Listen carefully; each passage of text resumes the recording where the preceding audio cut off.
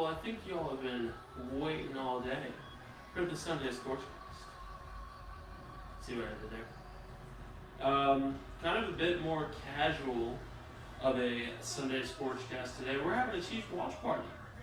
I got the Chiefs game going on in the background. We'll get my live thoughts and reactions to every play.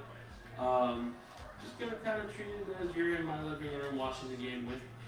So if you have any questions, drop them in the chat below. I'll be paying attention. Other than that, I'm gonna be talking KU football. Excuse me, KU basketball and football. Excuse me. But we're going to be talking KU basketball, KU football, K-State football, Mizzou football, all the football, including Chiefs football. But the main reason we're here is Chiefs football, because it's Sunday night and the Chiefs are playing. So it'll be kind of the center, the centerpiece. If you can't hear all that well, or if you can't hear me over the TV or something like that, please let me know in the chat. Just, it's there. Please let me know, because I want this to be a good product for you guys. Other than that, still got another about 5 minutes until the game starts. Got Chris Collinsworth and Mike Tirico on the call tonight. So, your standard Sunday night game.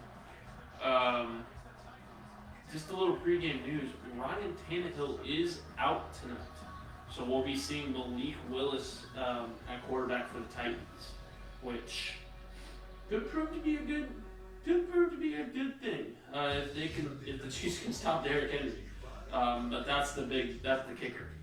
The Chiefs need to stop Derrick Henry. Yeah. In terms of rush defense, it's been hit or miss, really. Mostly miss, unfortunately. Mostly miss, unfortunately. Sorry, my allergies are killing me at the moment. But we're cruising. We're good.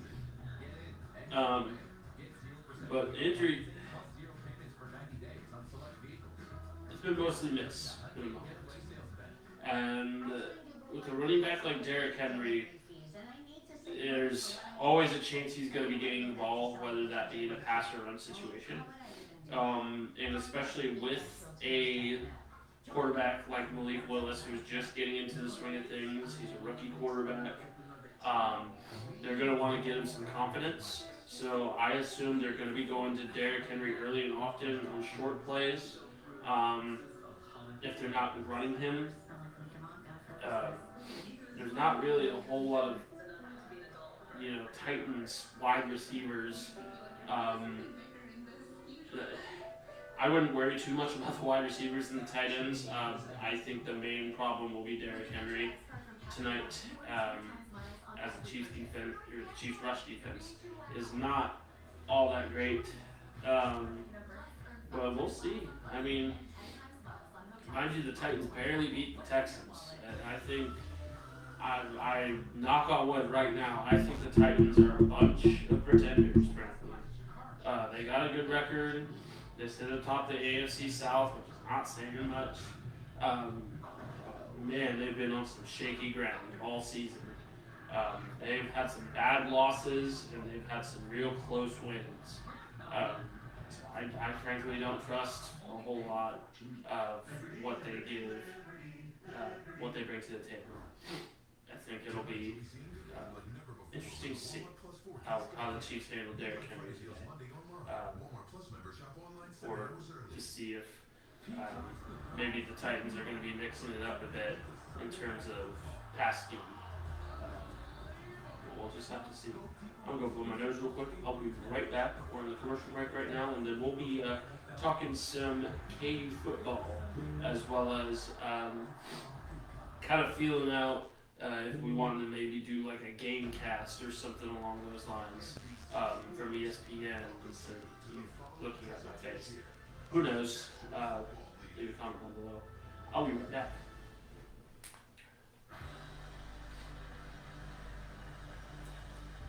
Welcome to Sunday Night Football, Kansas City, and live from a Sunday Night Football camera operator.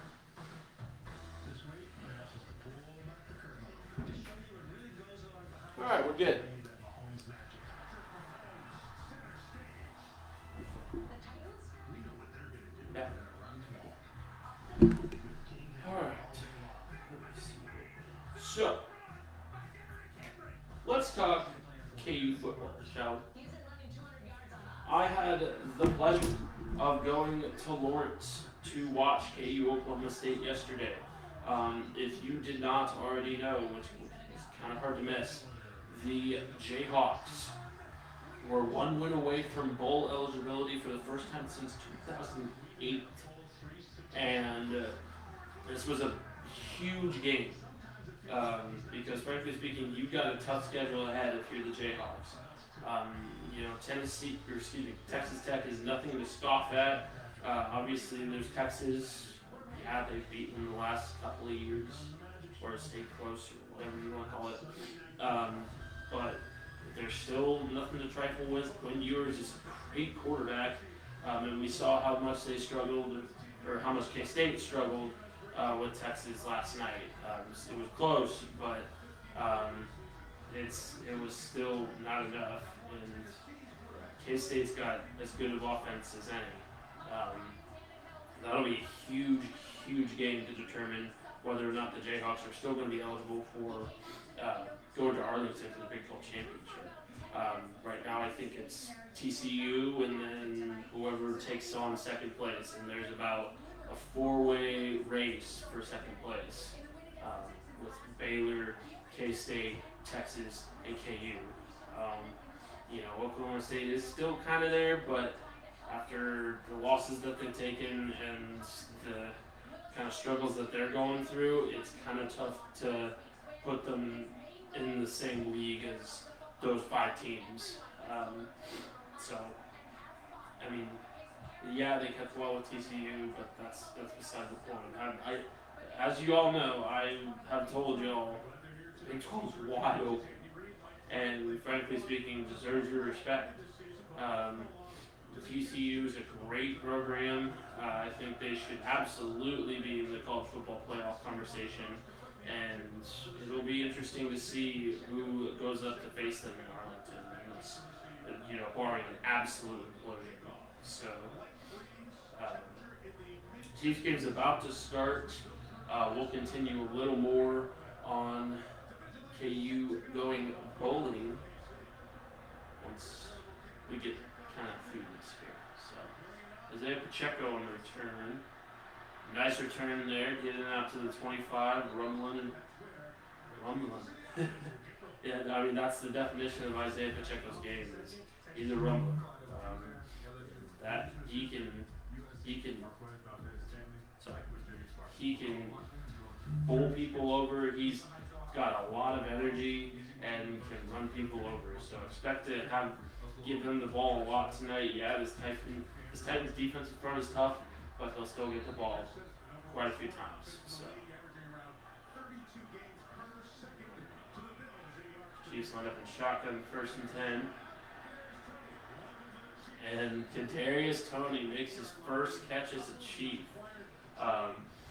He was acquired last week in a trade from the New York Giants, and it was a good trade. I think he's going to definitely blossom here.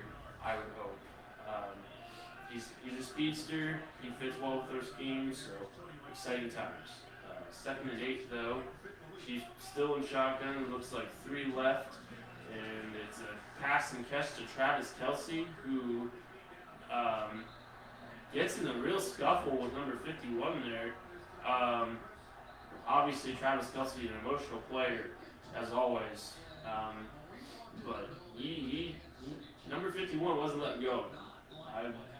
I don't blame Travis here. I think. Oh yeah, he kind of twisted it. I think that 51's Harold Landry, I believe, on the Titans. Um, that's going to be a battle all night. That's Titans' best linebacker versus the best tight end in football. So, first down and 10. Patrick Mahomes rolls out right, gets the pass complete to Justin Watson for about 5 yards or so. Introducing the Titans defense here. Oh, what hair is that? Anyone else see Zach Cunningham's hair? Reminds me of my hair in middle school. You know, kids forever. And there's Travis Kelce again, making some moves and getting to the first down marker. They're going to be feeding him a lot tonight too. Definitely over the middle shots. It looked like a tight end screen there. Oh, yeah. Patrick Mahomes bobbled the snap. And Travis Kelce was right there to clean it up. Good on him. That was a gut ball thrown by Patrick Mahomes. I don't blame him. Lining up in the under center now is Patrick Mahomes, and they gave it to Pacheco, who gains about a yard and a half or so. Pretty rough yard and a half. So Jeffrey Simmons, who had some words to say about the Chiefs over the week,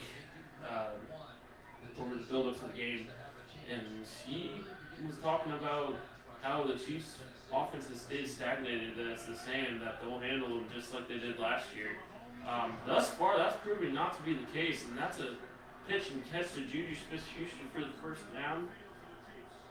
And yeah, thus far, it's proven, he's being proven wrong. Trash talk is trash talking, what happened, but, you gotta back it up, man. You really do.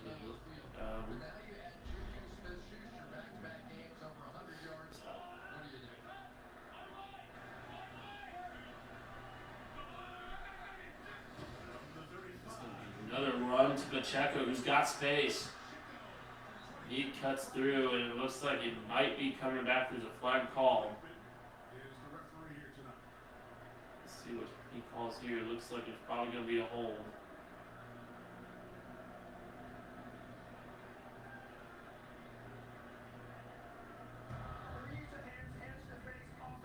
Instant fix. That's on Trey Smith. Rough go, it's on. Definitely going to be a battle in there with Jeffrey Simmons this evening, but Yeah. that is what Trey Smith going up against Jeffrey Simmons. That's you'll see the hands of the face coming out. that's a dogfight. You got a really great guard in Trey Smith and a really great defensive tackle, and that. The face mask is what they call. I think I'm not sure about that one. It's up near the face mask. I don't know if it got to the face mask though. Ooh. Incomplete pass meant for Clyde Edwards-Helaire. Looks like he got tripped up. No, there's some trash talking going on already. You can see that, and the official is in there going. It's Harold Long is number 51, not Harold Landry. We talked to Jeffrey, and his hands in front of him. I don't know. Correct me in the comments. I don't know Tennessee football. I know well enough. Second and 20. It looks like there's a free play. He's going to air it out long. It's going to be picked off, but it's coming back.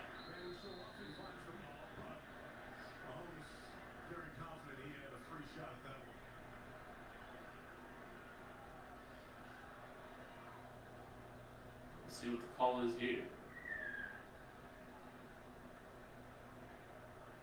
Sounds like a rugby whistle. Whatever you guys leave a comment. Didn't that sound like a rugby whistle?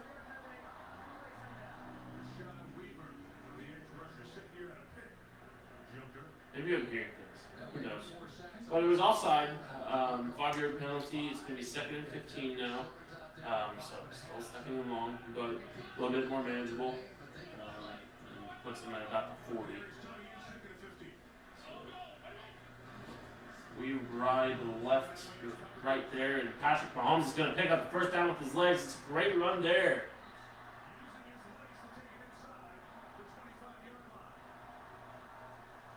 18-yard gain by Mahomes. Really using his legs.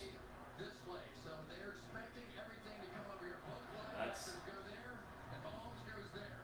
You can they see had him well covered. that inside And yeah, no, just Mahomes saw an opening, he took it. That's a great play. And Patrick, one of his great gifts is just the vision. He's such an underrated runner. He really is. ties his longest of the season. 23, first down and up. And it looks like Edwards-Helaire is just going to get stuffed in the backfield. It's probably going to be a 3-4 year loss. In the run game. On first down, Zach Cunningham, the guy with the emo kid hair, doesn't look like he has it there under his face mask, but good tackle, good stop. The question is Just got against the Kansas City Chiefs, how do you temper that? Because if you come flying up to stop the run, that play action game in behind can be deadly. Second and 10, and it's a screen set up for Pacheco. Pacheco gets through. There was a hand around the neck there. I'm not sure if that was. Long was over there as well. Oof. Give you a lot of names. You don't see the Titans on national TV as often as some others. There's some good players, especially on defense. Now let's take a look at Cunningham here on the Let's back look at end. the comments here. Looks like Ron Nelson's tuned it in. We'll see if the Somebody, but when he's coming downhill, he just move a little faster. all the time. Would have liked that catch. Gave him 2. Okay. For third and 6. 3rd and 6 here now. And it's Hardman for the first down. It'll be 1st and goal. That 3rd down conversion. A couple of weeks ago against the 49ers, Hardman scored 3 times. Good little game there. So they were trying to pass it off. You're Like going to that. see on the outside there, that's Mitchell. And what you didn't see was McCreary, number 21, coming across and going, you got him, you got him, you got him. So it was a slave sort of switch off. I would assume that you were talking about Pacheco there, Ryan. Yeah, that or you were talking about Tony. I think Pacheco's a good pickup. I think he's definitely going to be carrying the workload now that we see kind of the decline of CEH. Patrick Mahomes scrambling around, he's just going to throw the ball away. But yeah, I think Pacheco's definitely well worth the pick now that we're not seeing as much of Jerick McKinnon or CEH out there because it's kind of been off and on with them while it's been mostly on for Isaiah Pacheco. I mean, he's had some great runs. He's gotten pretty much nothing but positive yardage. I think that's a solid pickup for sure. But we got 2nd and goal now here, so let me see what we're doing. Going to be a Hardman handoff who gets about 3. It's going to be a flag, and there's some swiping going on. It's long. It's 51, Long Jr. again, and it's going to be a holding call, which is going to walk back the Chiefs back to about. What's on Noah Gray? It's probably going to go back out to the Yeah, it is. And probably 15-yard line. probably have to take this penalty here. There's the grab. Well, I don't know if you have to take that penalty, Chris. You get a chance to get Kansas City to 3rd down. At least you have a one-play chance. Are you that much of an advantage going there back here at the 17 or so? Fired the safety, so point against Kelsey. Second and goal, they stayed on side. Go here. Oh, that could have been bad. That was Kelsey. Dropped that there, and it looked like it possibly could have been DUI, but I didn't really see anything super duper incriminating. I'd have to see the replay on that one. Looks like he just got tangled up in the middle. Day long. You want to go out there and push and shove and fight Oh, we're good. and scratch? Yeah, we're good. That's 3rd down and long goal here. 14 to 15 yard line. 17 yard line. Oh my goodness. Let's see. Really?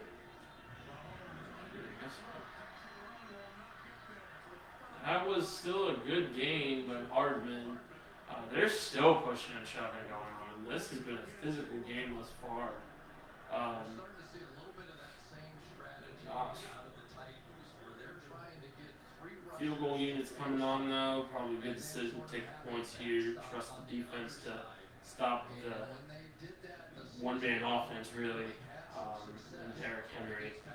Obviously, if you saw anything from the Titans-Texans game, yeah, it's basically a one-man offense right now. Malik Willis, he's there. He's had some flashes so far. I mean, Derrick Henry still has proven to be the best running back in football right now. But we'll see if Malik Willis opens up. I hope he doesn't. Is that? Oh my gosh, it's the cast of Scrubs.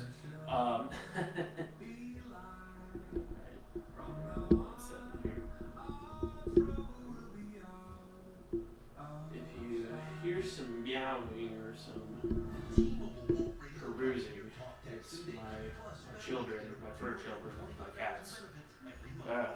Simon is running around here somewhere, and Billy Bob is right here. Alright.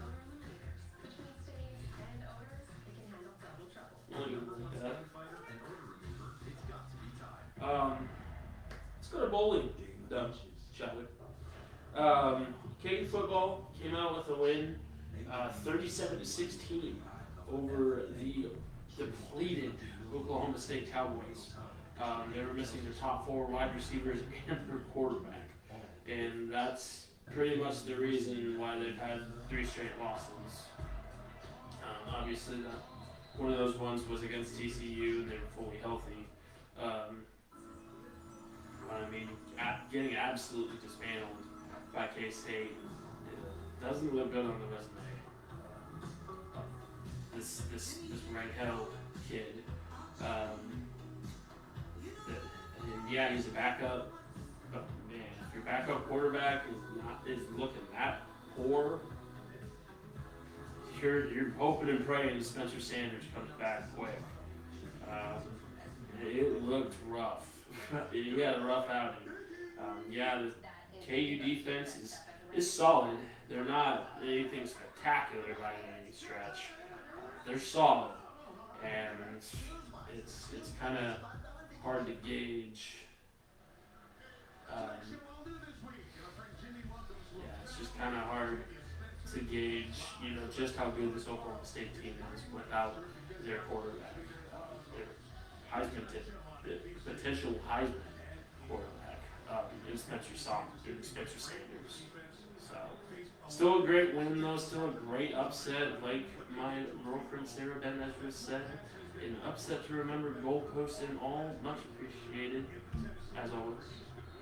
But yeah, it was definitely an upset to remember. It was a lot of fun being there. I had a great time.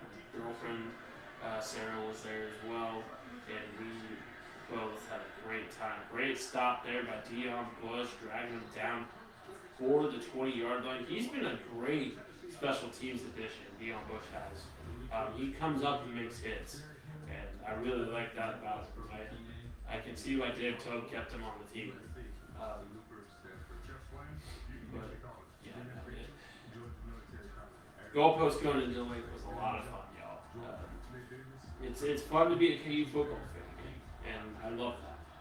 So, and we're going bowling. I don't care if that game's in Siberia. I'm going. First and 10 for the Titans here. Let's see where they go. Looks like they're going to screen pass it here. A little bit of trickeration. It's working. Oh my gosh. Terrible tackling there. Absolutely awful tackling. Oh my gosh. That was messy. That is not how you want to start as a defense. That easily could have been only a 1 or 2 yard gain, and it turned into a 30, 40 yard gain because, let's see, Leo Chenal misses a tackle, and oh my gosh. Willie Gay missed. Eric Nottie missed. Goodness gracious, guys. That is not how you want to start out on defense. I mean, that was bad. Well, we got a 1st and 10 here, and it's going to be a false start. False start. Offense. Number 85. Well, the guy that caught and ran with it for about, oh, no, number 55. I thought he said 85. And it also is different. I mean, one of the things that Maybe he did. most Who people knows? don't know about the Referee said it kind of weird. it's hard to call the running plays at the line of scrimmage You didn't watch the Bears Dolphins game. as it is in the other autos. That's a Alright, so 1st and 15 from about the 40. Instead of 39. And there's Derrick Henry who gets dropped. That's the type of tackling you want to see. But yeah, Derek Nottie and Nick Bolton were there. Nick Bolton's the Energizer Bunny of this defense and has been since his rookie year. I mean, he's such a solid addition out of Mizzou. A great tackle. Derek Nottie had nothing to. Well, he kind of had something to do with it from that level. Sorry. But we got 2nd and 14, so it was about a yard gain there for falling forward for King Henry, as he's called. And wow, that was a great coverage forced incompletion. Not exactly sure where Malik Lewis wanted to go with that ball.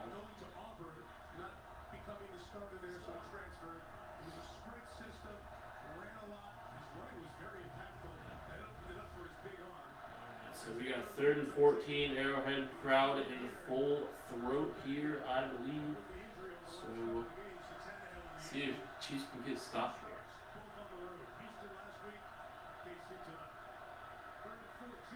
Pockets collapsing, and they got him. Maybe. Nope. Malik Willis escapes. Just throws it away. And that's a great forced interception. You would have liked to see this. You would have liked to see the sack there, though. The sack numbers.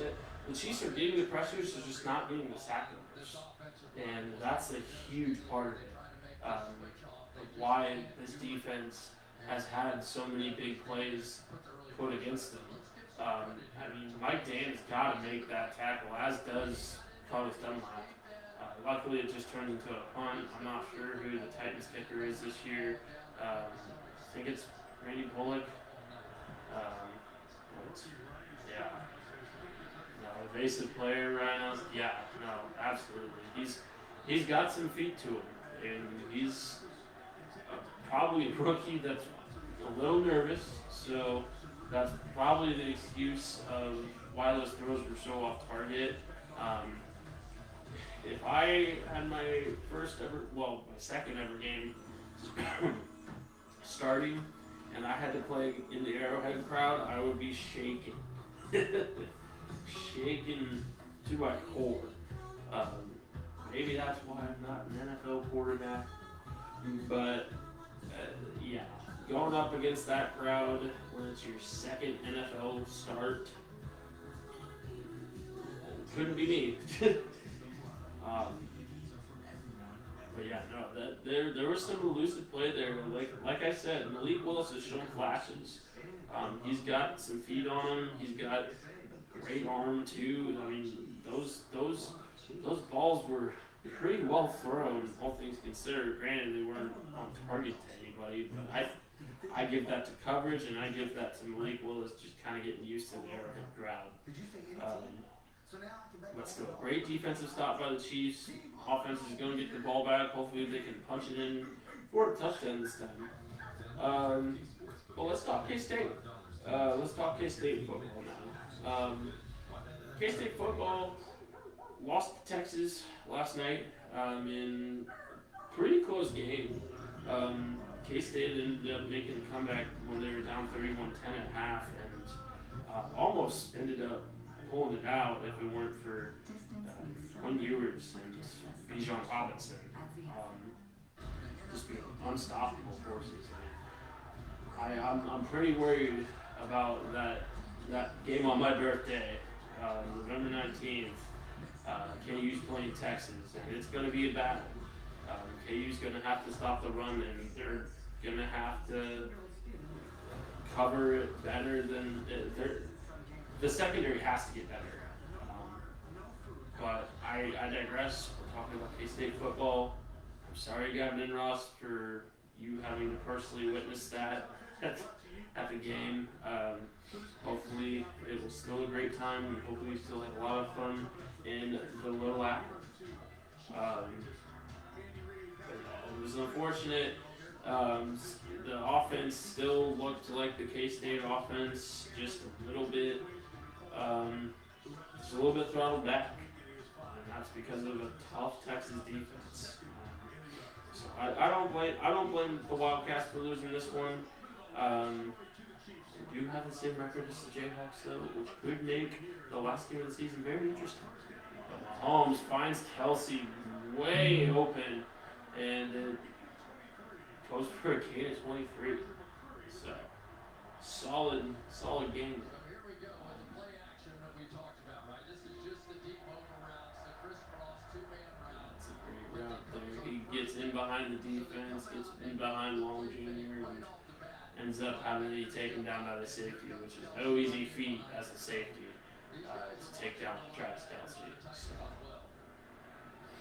Chiefs get set up with a better 1st and 10 here. They're going to give it off to Pacheco, who gets a rare. Oh, wait, he may have gotten a yard out of that. He dove forward. It kind of depends on where they blew the play dead. He just runs with such authority. I mean, truly runs with just They go down there and make up stuff. head of steam. And the fun part is that Andy Reid not only lets them I'm excited to see where they do it, because then they put him in the offense and how they continue to use him.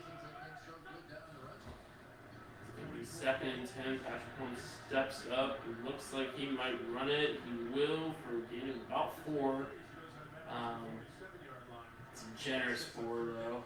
Do you find that unique? Obviously, these guys have such a great connection, but a coach like Andy Reid willing to give them that much freedom to create? Let's see McKinnon sighting here for 3rd and 7.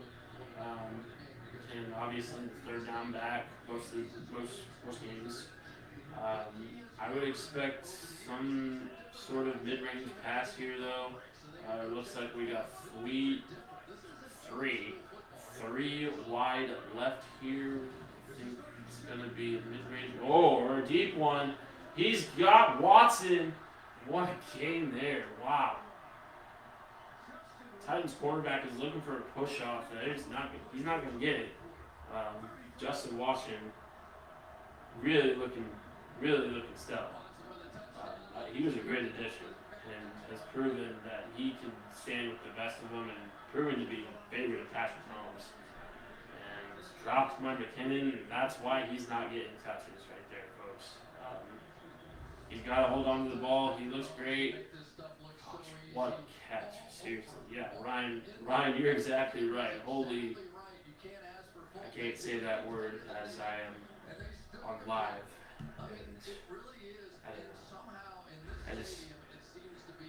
I have trouble saying cuss words. Do you guys want me to cuss? Am I okay to cuss? I don't think my mom would be okay with it. But leave a comment. So we got 2nd and 10 there. Great catch there. And that's why. Who was that? Kadarius Toney again. Great catch there.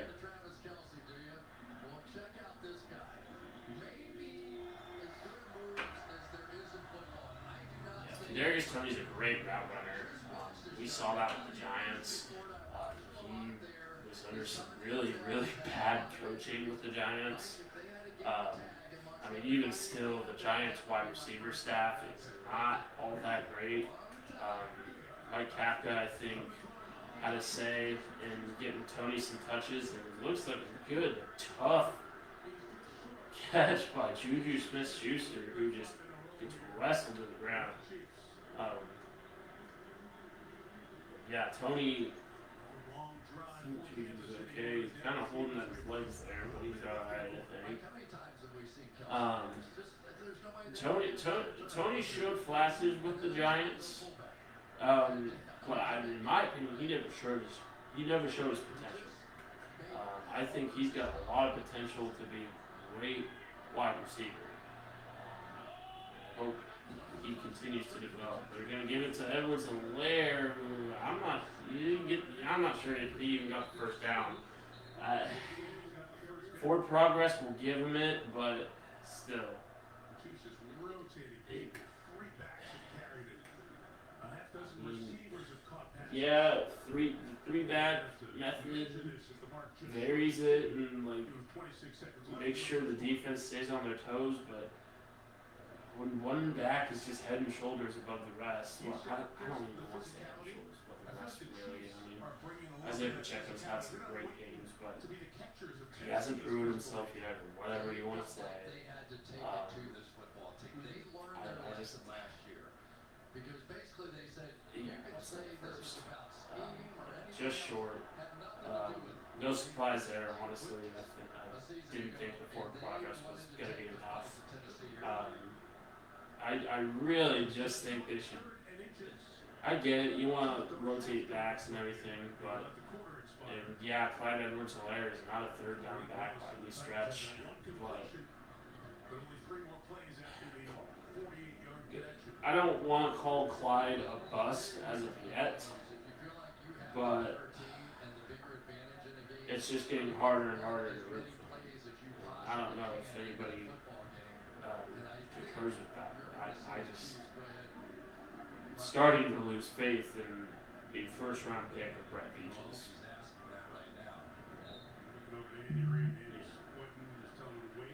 Looks like they're going to be waiting until the end of the first here.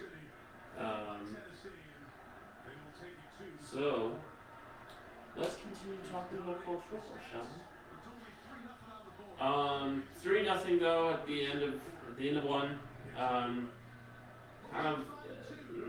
Kind of what I expected. The Tennessee defense is good. We all know that. And obviously Derrick Henry is Derrick Henry, even though he hasn't done anything so far today, which is good. That's a good thing. But the real story here will be if the offense can score touchdowns.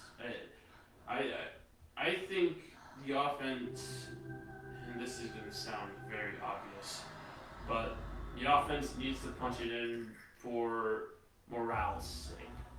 I think if you keep hitting a wall in that red zone, it's not going to end well.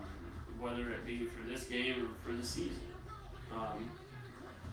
The Chiefs are middle of the pack when it comes to red zone offense, and it needs to be a guarantee with an offense as versatile and as tough as the Chiefs are, but it's not, and it needs.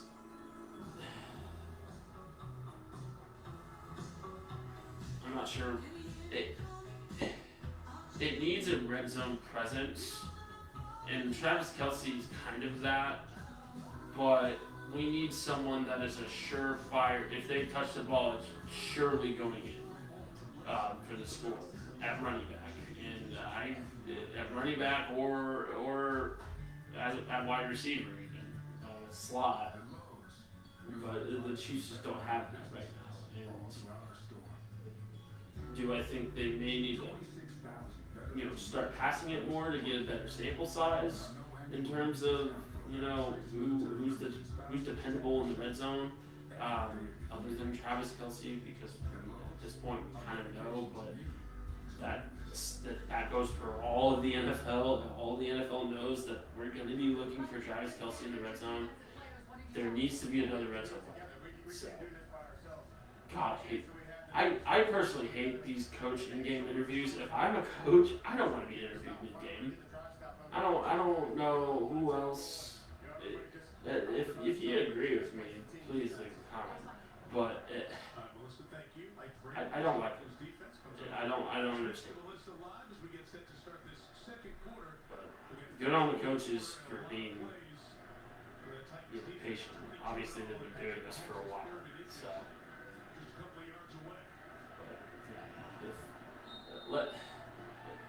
I dare, if you know your NFL history, I dare one of those sideline reporters, if they were around back in the 70s, to go interview John McKay or Hank Stram. Oh, we got a direct snap and a flag. Not exactly sure what that was. I think it's Chiefs trying to get too cute once again. And yep, it's a false start on Joe Tooney.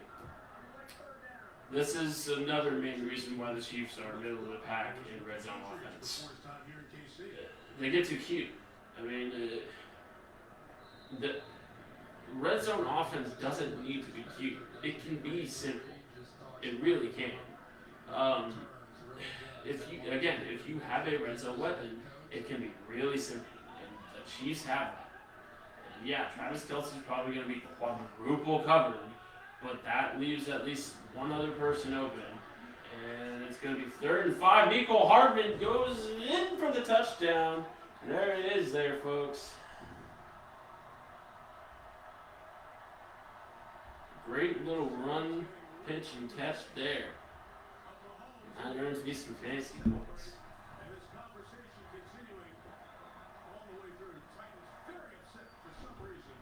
There's some jawing back and forth going on. I'm not sure what happened there. Oh, what a shoot. Got a boy, Mecole.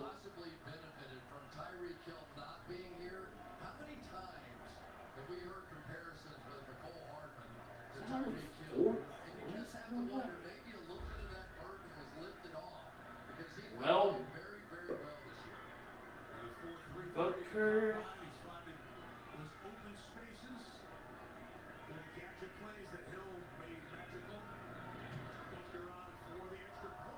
Oh, Butker. Yeah, well, I guess. There it is. Maybe. There's no way that touchdown was only worth 4 points. I find that hard to believe. Does anyone else have Mecole Hardman? Maybe it's just the NFL fantasy app. Some people get it, and some people can get it bad. And for those who do get it bad, it may be because they have a high risk factor, such as heart disease, diabetes, Marcus Valdez-Scantling's got to pick it up. asthma, or smoking. Even if symptoms feel mild. Yeah, Ryan Butker is in fact doing his thing. So if you're at high risk and test positive, don't wait. Ask your 50 plus yards, he's there. He's automatic. All treatment is right for you.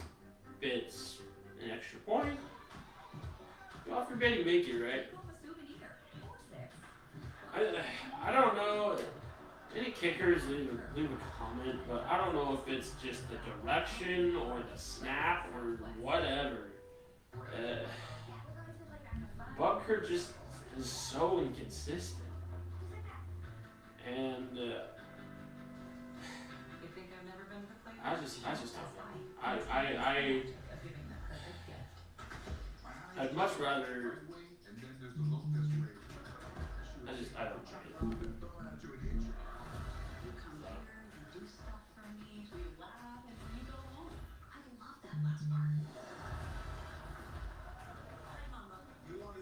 But it's 9-0 Chiefs now. Kind of a rougher start, I feel like, for him, but overall not too bad. Back to college football, though.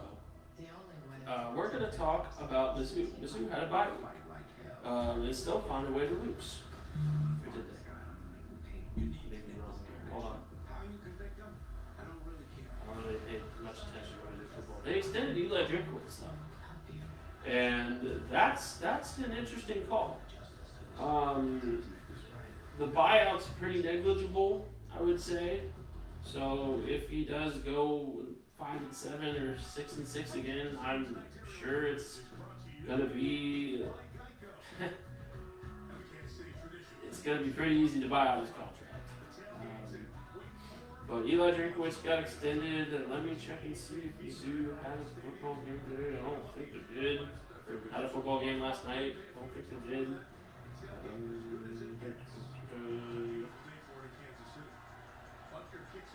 Yeah, I don't see one. But Mizzou had a bye week, so really the only news there is the extended Drinkwitz. Goodness gracious. This game's physical. It's been real chippy as of recent. And, you know, I'm here for a chippy game, especially with the Arrowhead crowd who, I don't know what the Titans have against us. They kind of have it feels like they have little blubbers in them. Because, I mean, like, they beat us in the regular season, yeah. But in the postseason, they've struggled with us mightily. And,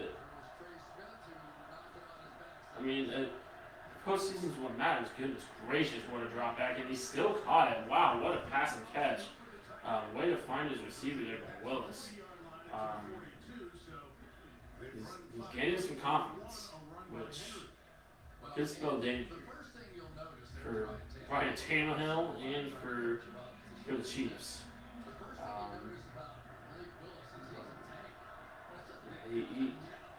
That was a very Patrick Mahomes-esque throw. Out of the pocket, kind of looked panicked, but looked confident at the same time, if that makes any sense.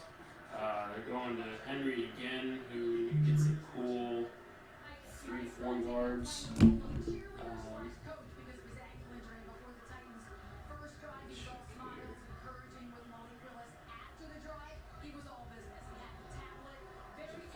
Increase my score. Yay! Let's go. I am within 1 point of winning a game in fantasy. Look at me go. Thank you, Rico Harper. So 2nd and 5, or 2nd and 6. Like another run to Malik Willis, who gets out and takes a couple shots. And I'm surprised they probably could have thrown a flag on that Bolton hit. Willis was already down, and if Malik didn't duck, probably could have been a hit to the helmet. Not cheering for the Titans, just making sure all bases are covered for this Chiefs defense. Because right now, it's not looking all that hot. They're giving, like I said, they're giving the big play away. They got to shore up here. And here comes Derrick Henry, and Derrick Henry gets taken down by Reed just before he scores a touchdown. And that's exactly what I was afraid of. I mean, Derrick Henry is Derrick Henry. And I think going in, Steve Spagnuolo and that crew knew what they were dealing with. Terrible tackling there by Thornhill. I mean, he's got to get under him. I get it. He's Derrick Henry, but I mean, you take down Derrick Henry by taking him down by the legs. So, 1st and 10, just outside the 10-yard line, probably about the 13. Yeah, I agree with you. Oh, great tackle there. There we go, Joshua Williams. Great tackle. Yeah, no, Ryan, for sure. I don't know if you were talking about the Reed tackle or if you were talking about the Williams tackle, but both of them were great tackles.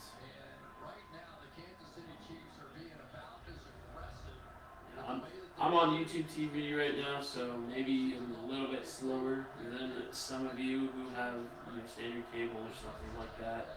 I'm doing my best out here. I'm doing my best.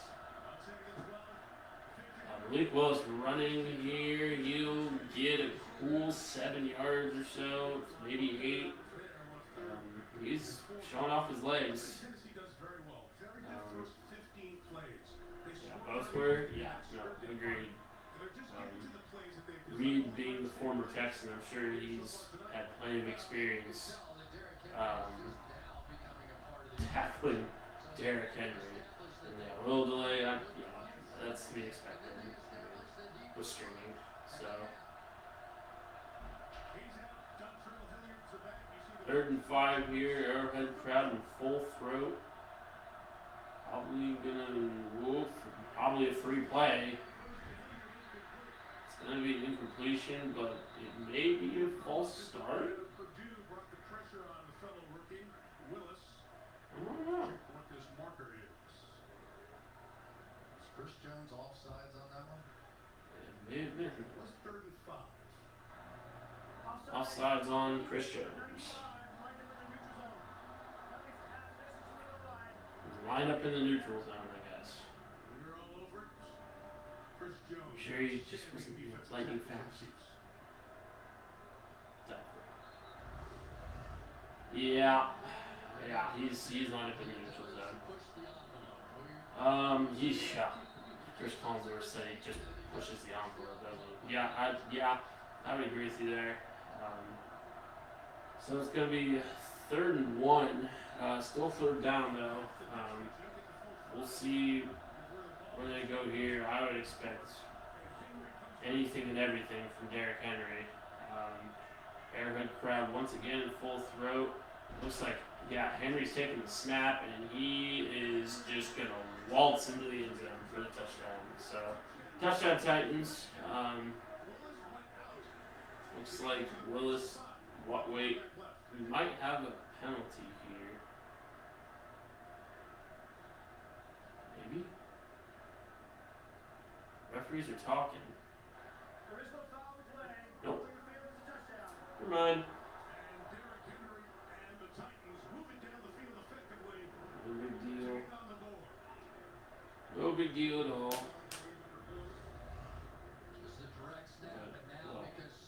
Kind of a big deal, but that miss on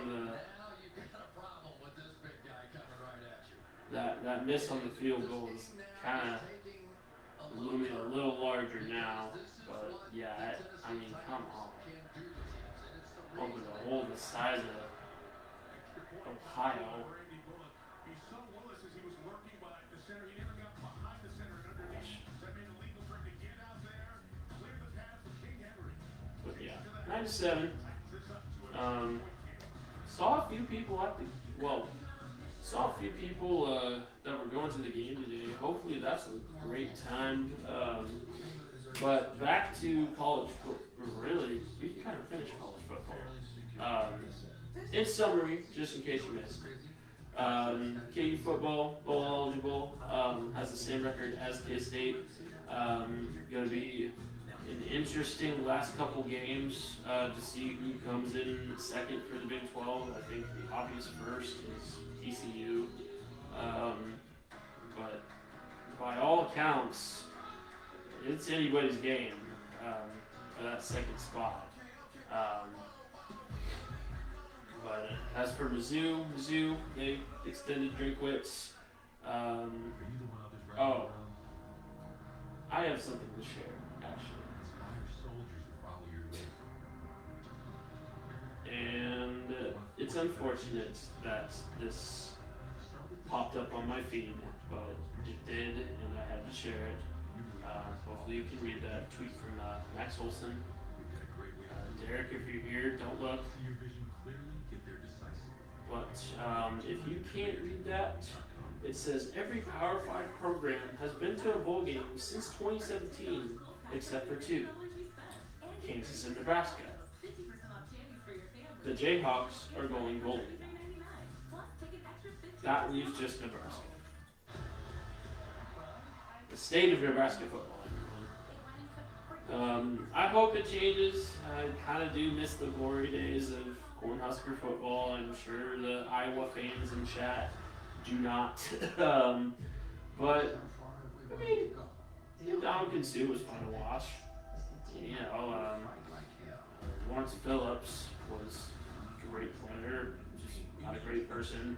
And there's many others. Amir Abdullah, you know, and other guys that just really showed out for Nebraska. So it's kind of tough to see the team kind of just crumble, fall apart at the seams. But they'll be back. I think they have the right staff there to get someone there that'll rebuild that Nebraska program.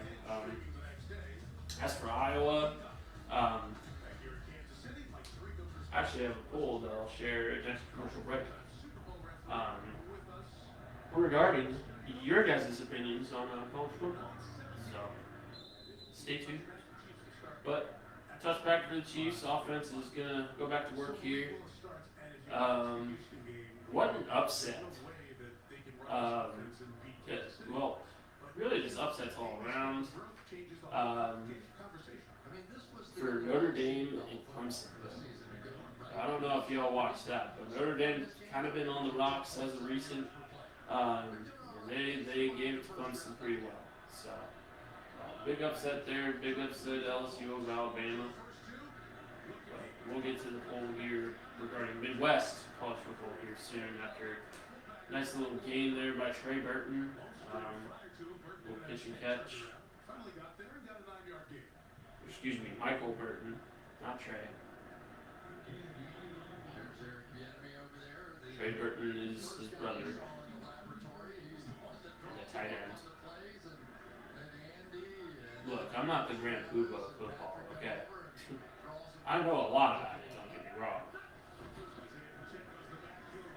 We got another positive game by Isaiah Pacheco, about 3 or 4 yards there. He'll get the first. He just runs ticked off. I mean, every time I see him get up, he's acting like he wanted more.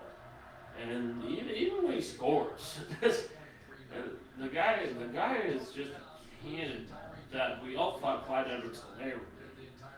And that Clyde Edwards-Helaire was at first until he started getting some injuries and he was kind of slowing down. We'll see if this trend continues with Pacheco.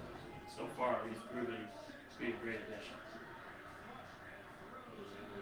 Throw away there after getting some pressure from Patrick Mahomes. It's like Walker? I'm not sure who Walker is.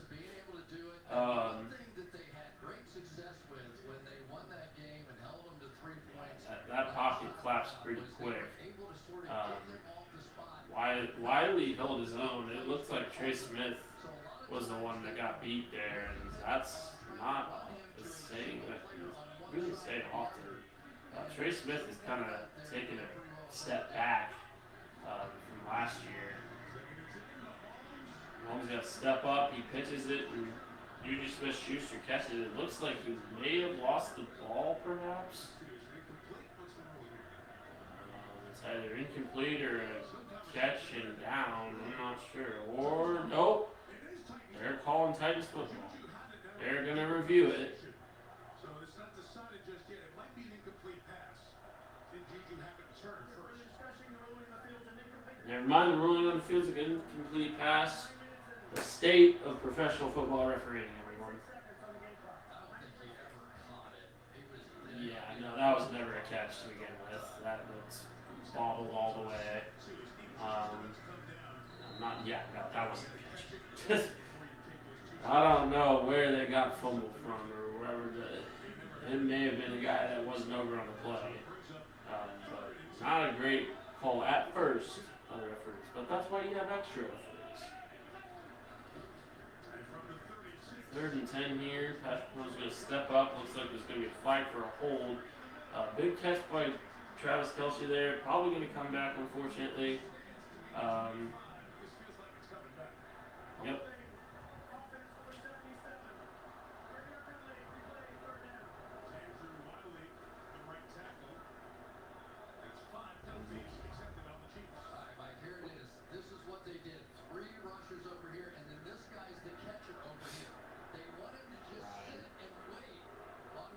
I appreciate you.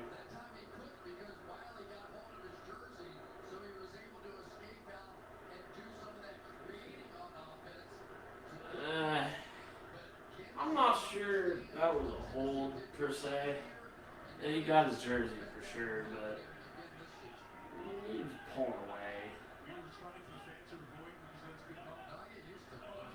Nah.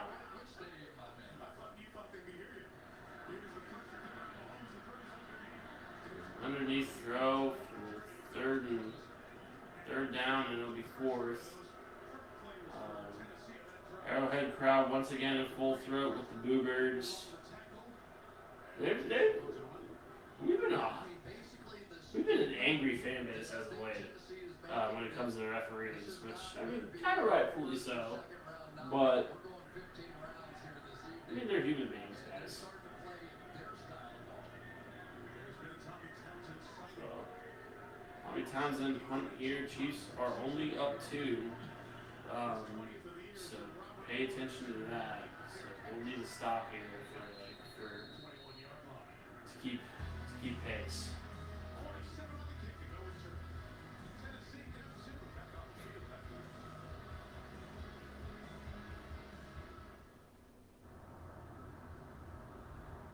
Hey, check this out.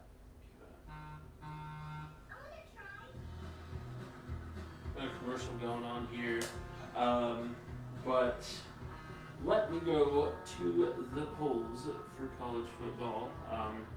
We had a nice little Instagram poll to start the week When it comes to the long with quite a few answers. I appreciate the audience engagement. I appreciate the audience engagement tonight. Thank you both to Ryan and Sarah so far. If you're here, even if it's only for a little bit, leave a comment. Appreciate the love as always. And yeah, good to be here. Good to do this live chat here. Let's go ahead and go into the Instagram polls here though. Let's start with some answers. So, I asked the public, you guys. Hi, there was a memo sent out this morning. Can someone tell me what the memo said? So I actually asked a couple things to start the week. To start the week, we had a poll go out of scariest KC athlete, and it looked like it was pretty split down the middle in terms of the vote. Derek Thomas and Bo Jackson garnering the lion's share of them, both at 36% and 4 votes. But we had quite a few votes for that. Looks like we had over 10, so performed pretty well for such a small little site such as myself. But yeah, Derek and Bo, yeah, I mean, pretty obvious answers there. But that was for scariest KC athlete. So let's look at a couple of the questions here. I asked Mizzou fans if Drinkwitz was on the hot seat. KU fans, how far does Lance Leipold take this program? K-State fans, where's the season heading? Towards a Big 12 championship, perhaps? Nebraska fans, who's your next head coach? Iowa fans, what/who fixes your offense? And Iowa State fans, is Campbell on the hot seat and why? Had a couple answers there that we'll get into because it was a little quick, but we're here watching here, and Derek Henry immediately gashes him. McDuffie's right there with him, cuts him down along with Snead. That's not what you like to see. There needs to be something up there. I was worried about the linebackers this game for sure. But goodness gracious, yeah, no, the linebackers got washed, defensive lineman got washed, and that just created a huge hole for Henry, who immediately exploits the KC defense. Yeah, Ryan, you're right. Henry's an animal. And you know, we stopped him in the playoffs in 2019, and you know, that was back when we had, in my opinion, a worse defense. But gosh, it's so tough to guard a man of that stature who just runs like an absolute tank. I mean, it's so tough to defend. But he's off the field right now, so hopefully the Chiefs can shore up a bit and possibly come up with a turnover here, because Titans are already in field goal range. So, and sheesh, that's also not what you want. Want Thornhill in the coverage, and Fortunately, he can get it to 81 there. Yeah, no, Chris Collinsworth just called Malik Willis Mahomes-esque. So far, he's looking like it, but it's through not really any fault of him. Austin Hooper with a great catch there. It's really just the Chiefs' defense just not looking good at all. Derrick Henry's back in there. I fully expect him to get the ball here, and that he does, and he gets stuffed. No, he doesn't. Not quite. He's close, but he's short. You gotta drag back, guys.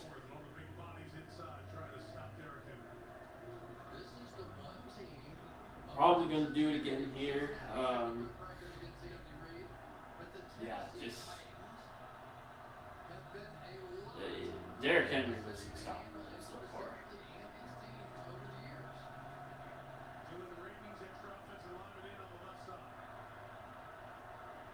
It's gonna be another Henry run and he walks it. All right, so this is gonna be a tough game. No flags. Yep. Or wait, flag? Yeah. Doesn't matter. Henry's built different, yeah. Just a bit.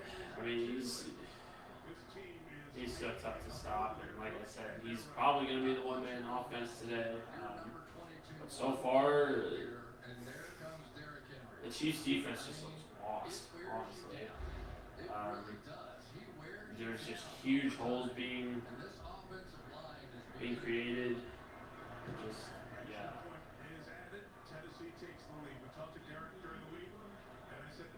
The sun's got to change. Let's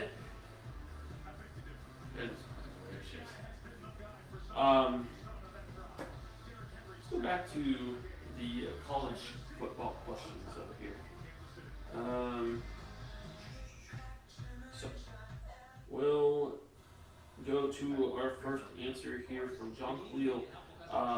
Iowa fans, who fixes your offense? Firing Brian Ferentz and hiring someone who effectively uses the portal. Yeah, I agree. I mean, Ferentz has always been far too conservative for my taste, and he doesn't develop quarterbacks all that well. And that being said, to your point, he just doesn't use the transfer portal, and it's made Iowa kind of into a team that regularly competed for the Big Ten into a team that is kind of struggling almost to make a bowl game. But it'll be interesting to see who Iowa picks as their new head coach if they do end up firing Ferentz. I think it'll be probably someone within the range of maybe Matt Rule. I know that burns the ears of some Iowa fans, but I'm trying to think of other coaches that could possibly fill the shoes of Ferentz that will bring that program out of kind of the middle of the road. Honestly, in my opinion, the whole Big Ten has been pretty mid. I mean, you look at Ohio State and Michigan, who are the top two teams in the Big Ten, and you see teams that do handle themselves and do create. They chalk out wins, but they're not wins that are all that convincing. I feel like. Obviously, Ohio State and Michigan are two storied programs, but it's just felt kind of different. It doesn't feel like Ohio State's that dominant or Michigan is that dominant. or really Penn State for that matter. So, kind of trailed off on the variance topic, but I mean, if you're going to be competing for the Big Ten, this year should have been the year to do it, and it wasn't. And I'm not surprised so many people are calling for Ferentz' job. It's just kind of felt stagnant for the past couple of years over in Iowa City. So.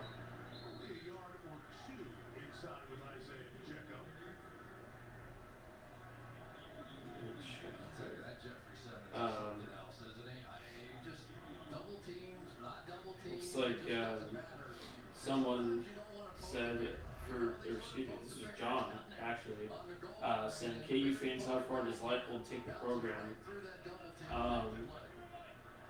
He said 90. So that might be in the next couple of years. That may be. I probably shouldn't be doubling topics here. The Chiefs game is going on right now. Travis Kelce just dropped a pass. We'll get to the other answers. Try to get it a little bit quicker. I'll cover a lot at halftime. But I'll pay full attention to the Chiefs game here, folks. Sorry about that. So we got 3rd and 9 here. See what happens. Hopefully the Chiefs can convert and actually score a touchdown. Patrick Mahomes stepping up and gets taken down. Offensive line needs to shore up right now, in my opinion. This Titans defensive front is good. They are. But when you're ranked among the top offensive lines in the NFL, you don't let this kind of domination happen. I mean, Patrick Mahomes shouldn't be under that much pressure. It's that inside protection that's just not looking all that great. So that's on Trey Smith, that's on Joe Tooney, kind of on Creed Humphrey even. But there's got to be some sort of inside protection for Patrick Mahomes there, and it just isn't. So we'll see if the defense can make a stop here. Gonna go back to the polls real quick. But John Khalil predicted a natty for the Leipold era Jayhawks. I would assume at some point, obviously not this year, they're kind of out of the running for the college football playoff this year. But I can see them being in the CFP conversation, and I think there's a lot of talk with Jayhawk Nation regarding that.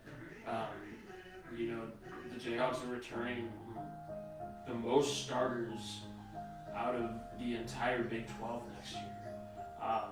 And thus far, that might prove to be a difference maker and may prove to be the difference maker that pushes KU into the higher rankings. I mean, right now they're hovering. Right now they're ranked 33, but they're hovering in that 20 to 30 range. Even coming so high as number 17 in the nation.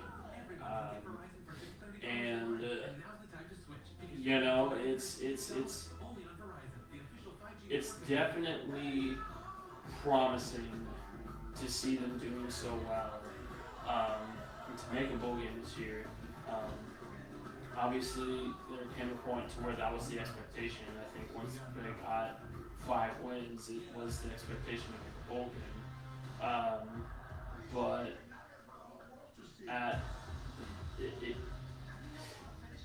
it resulting in a natty, that might be a year or two down the line.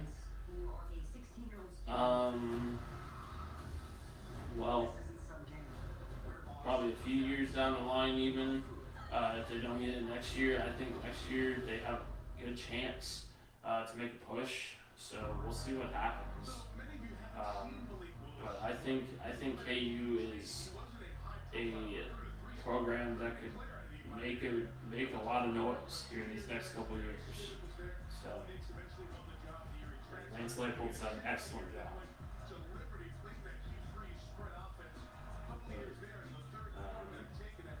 I'll kind of read through the rest of these probably around halftime. Right now, I'm going to garner my full attention to the Chiefs game, unless, of course, my full attention causes them to do that because I'm not superstitious. But, first and 10 for the Titans. We'll see how this goes, dude. Another Derrick Henry run. Who would have thunk? And he ends up getting about 3. Well, we talked about the fact this offense runs through Derrick Henry, and it certainly does. But Yeah, you're exactly right, Chris Collinsworth. It does run through Derrick Henry. because when you get And Derrick Henry runs through people, Derrick Henry, fortunately. you have Malik Willis with that kind of movement. It definitely, when the play does not involve Derrick Henry, they've been doing real well too because they know our full attention is on Derrick Henry. That's got to change. I mean, obviously Derrick Henry's an important part of the offense. What are you doing, McDuffie? Come on, make a tackle. There is a flag. Maybe a hold pointing in the Titans' direction. 2 penalties accepted against Tennessee this first half.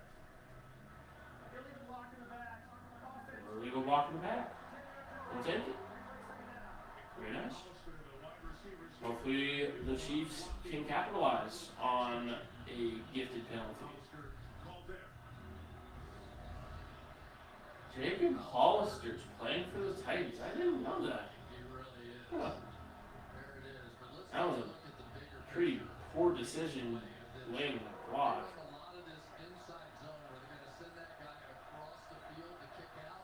Nice little run there by Willis. Off of that, Would have made it without the block in the back. a lot of stuff now if you're on Kansas City. We'll take that gift.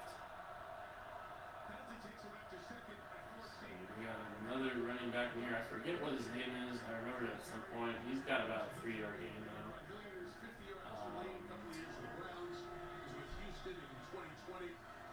And in 2021 filled in a nice role. Remember, Henry was out for about half the year with a broken foot. Hilliard did a good job. Hilliard, that's right. Ronnie Hilliard. Came in here with a plan. He knew he had a full week to work with his quarterback. Third and 9, Arrowhead crowd getting hyped. Last week, and he has fixed a punch up. Now you don't Force punt here, you'll be in good shape to take the possible lead into halftime. And that's exactly what you want to see from your passing coverage. Way to stay on him there. Oh God. Is that you got an injured chief? Jalen Watson. First It of all, if you're going to blitz Malik Willis, Jalen Watson's injured. That's not this is great. a perfect throw. That is an He landed straight on his head. I wouldn't be surprised if this is concussion. big play for Tennessee. Good coverage, but yeah, golly, that looks like it hurt. Watson was in the way, and Watson's the one being looked at by the athletic training staff. Sheesh, he's getting set up like he's got a concussion. Game against the Chargers at Thursday We've been there.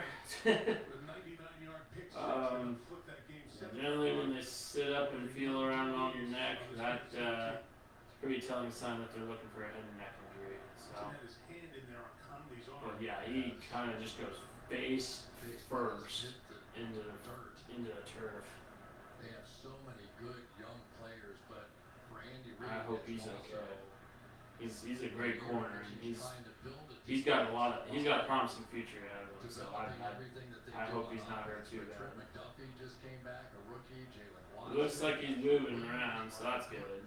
4 rookies. He's getting up. He's got a towel over his head, And those guys can play. looking like he's all right. Office and Leo Chanel Walking off the field on his own power. in the front seven. Good to see Watson get up, and he is walking off. He's kind of hobbling. Rick Burkholder, one of the top We got Brian athletic Cook, trainers. who might be on for him. with the rest of the team. Am I seeing that correctly, or is that just a special teams play? That might just be special teams. No, I'm not sure who would back up Watson, actually.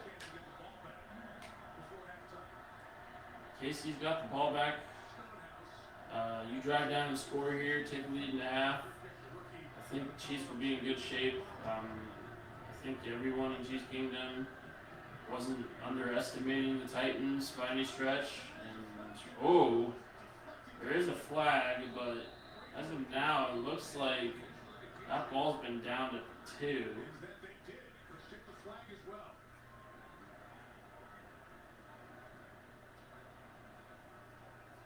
What a kick. This Fieldhouse is wowing them. He's the NCAA record holder for the career punting average, and you can see why. That was a nice call. That was extraordinary. I'm just telling you that thing hit on the 1-yard line and bounced straight backwards, and then somebody sprinted down there to knock it back. I couldn't see who it was. Did it ever touch the line, or did the foot of the guy chasing the ball ever touch the line? No. That's a heck of a save. Perfectly If placed. it stays. It's going to, because it's a hold on the Chiefs. And we'll probably get the ball at the 1-yard line. And that's 2-minute warning, so it's going to be a 99-yard 2-minute drill, everybody. Everyone's favorite. The holidays are here, and Dick's Sporting Goods has all the best gifts for everyone on your list. The highest footwear from Jordan, Nike, and Hoka. And the coolest apparel Hi, from Bob. all the best brands. Plus, must-have gifts from Yeti, Callaway, and The North Face. When you're running short on Bob time, again. shop Dicks.com, where 1 hour pickup is always an option. And with our best price Alright, guarantee, we're going back to the polls. we'll match it. This season, give a gift of sport Heck, every thank you. holiday expense at Dick's. Get your USA blood out of my face. This is a retest Um, for the F-15 Eagle Got another answer to the KU fan question. How far does Leipold take this program? At least the bowl game this year. Got tough teams ahead though. Future the college football playoffs. That was sent in by my girlfriend Sarah.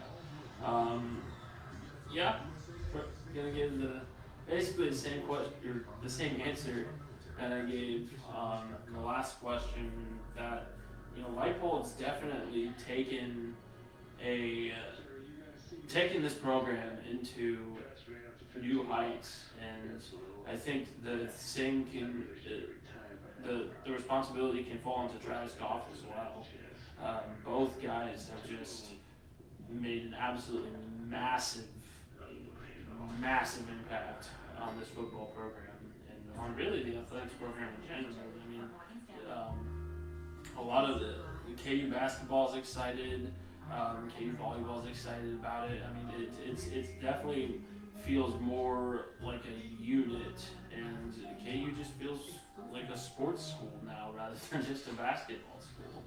And what Leipold has done has a huge part in that, but it's also credit to Travis Goff and what he's done. And I, frankly speaking, couldn't be happier with the state of Kansas athletics. Travis Goff is also a friend of mine, and I consider him a mentor, and he's done one heck of a job with that program. So I can definitely, obviously, we're going to a bowl game now.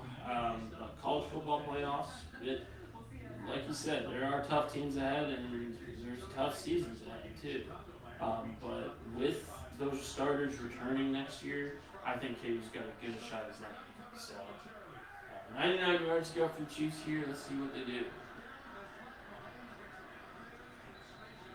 Good throw. It's another flag from what I heard. Did they say there was a flag down? Oh, after the flag. Sorry. But a good little game there for Juju. It was a good defensive stop, but shoot, you gotta drive 99 yards in less than 2 minutes. And you don't want those checkdown throws, but that's kind of Andy Reid clock management for you. Hopefully they can figure something out and get a big play going. That's not quite big enough still, in my opinion. I think, well, I guess the Chiefs have all 3 timeouts, but I don't know why Andy Reid's throwing his hands up. I mean, he's.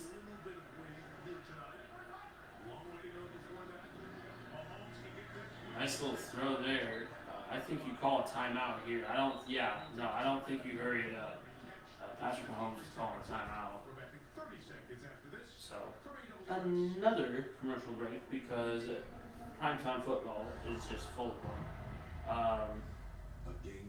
Let's go to an answer to the K-State question, which was, where is your season heading to Big 12 championship? Obviously not sent in by a K-State fan. The answer is to the bin, FK State. I'm not going to reveal who said that in fear of putting a bounty on their head. But they were a KU grad, and, you know, we always appreciate trash. So. But second and one for the Chiefs here. Clock is stopped after the timeout. Ball's up and around the 25. Stepping up run. It's a check down pass with a flag. Probably coming back. Seems like it's going to be off the flag half the game. Maybe against them.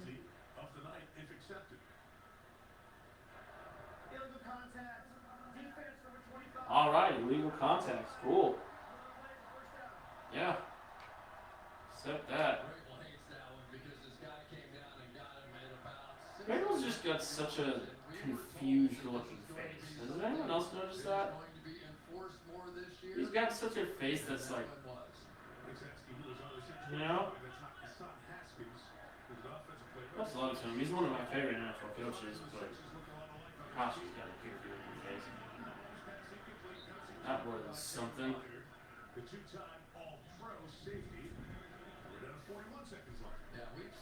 41 seconds left. 2nd and 10. Right around your 40-yard line for the Chiefs. I'm not sure if you start taking a couple shots here. I don't know where Valdez-Scantling has been all night, but I say you blow the roof off at some point.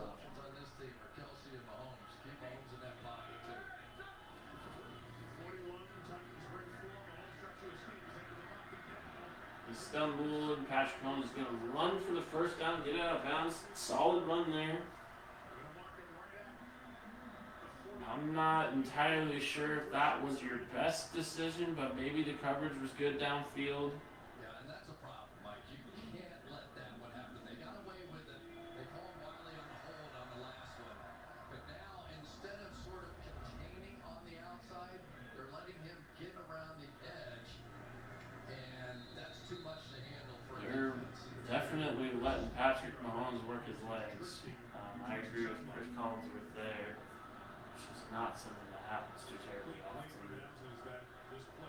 Under review for what? So they're determining whether he got the first down. Yeah, it looks like he's out before, so yeah, tough call, but still a decent game, and honestly a game that stopped. Excuse me. Stops the clock. So, you don't need to get that personal. Get the State Farm personal price plan. It helps you. Grab a drink real quick. I'll be right back. That's for you. Oh, it happened again. I'm gonna get to the bottom of this. Call it quick to get home today. Like a good neighbor. Definitely not making flavors with no shells pistachios. Then why are you dressed like that? We are making honey and chili flavors. Are we? Yeah. Wait, then why are you dressed like that? This stream unofficially sponsored by Gatorade.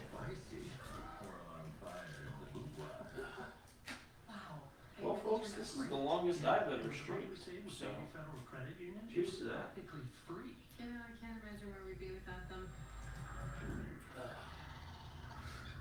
Let's go back into the questions we left off with very good color commentary on the K-State football program from a KU fan. I feel like Paul Feinbaum answering those questions. A rebuttal to the Iowa question and the comment on firing Ferris, again from John Coyle. QB play is why they need someone who effectively uses the portal. Kind of covered that in my original answer. But yeah, it's true. Can't have the chicken without the egg. In this case, the hawk. I don't know. Whatever you want to say. But boy, howdy. Yeah. Do I think Iowa finds their next quarterback in a transfer? Maybe, but you gotta recruit well too. It'll be third down, so we'll again answer the majority of those polls and everything like that. We kind of cover the topics that we're needing to cover for the night at halftime. So stay tuned. Stay locked in to the Maryland KC. Play a little Bill Belichick football, and that means taking away the two best. Who are the two best? Travis Kelce, certainly one of them. No easy throws. They've had safeties, cornerbacks, linebackers all over him all night long. Yeah, it looks like Travis Kelce's been well covered all night, and rightfully so. I mean, he's definitely our biggest offensive weapon. Holmes is going to get sacked. And there has to be a roughing call there. There has to be. Are you serious? No roughing. After he got slammed to the turf. That's a bad no call in my opinion. And, maybe I'm biased. Does anyone know who the head referee is tonight? On this sideline, they were pointing timeout, and they asked Tennessee took the timeout. Tennessee took the timeout. Yeah, I think that they had to take the timeout in order to force them to punt the football here, right? Otherwise, you could line up there and take a shot at a Hail Mary, last play, whatever it was that you wanted to do.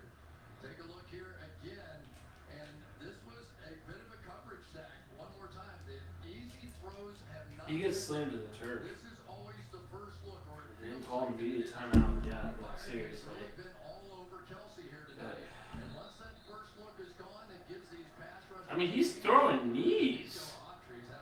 How is that not a roughing? Great punt though. Jeez Louise, that a boy, Tommy.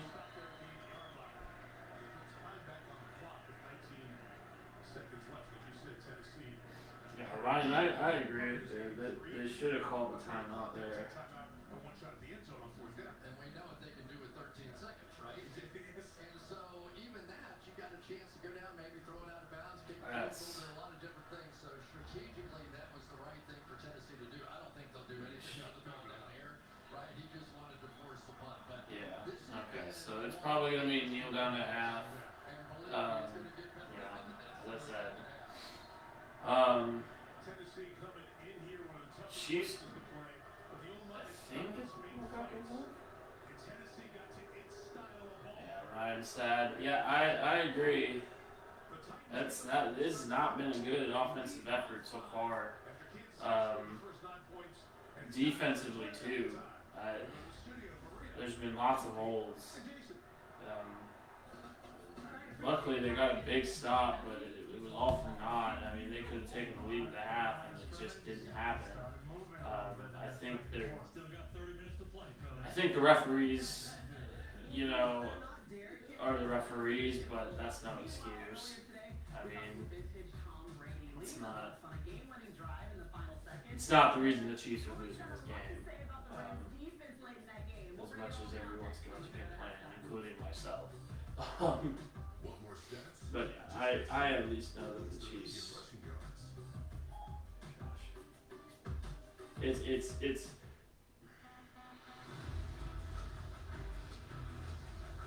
tough.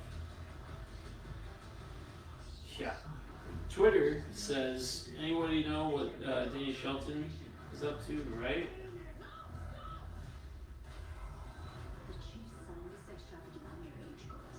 And yeah, I've seen quite a few comments saying Tennessee just plays football in a way that Kansas City just struggles with.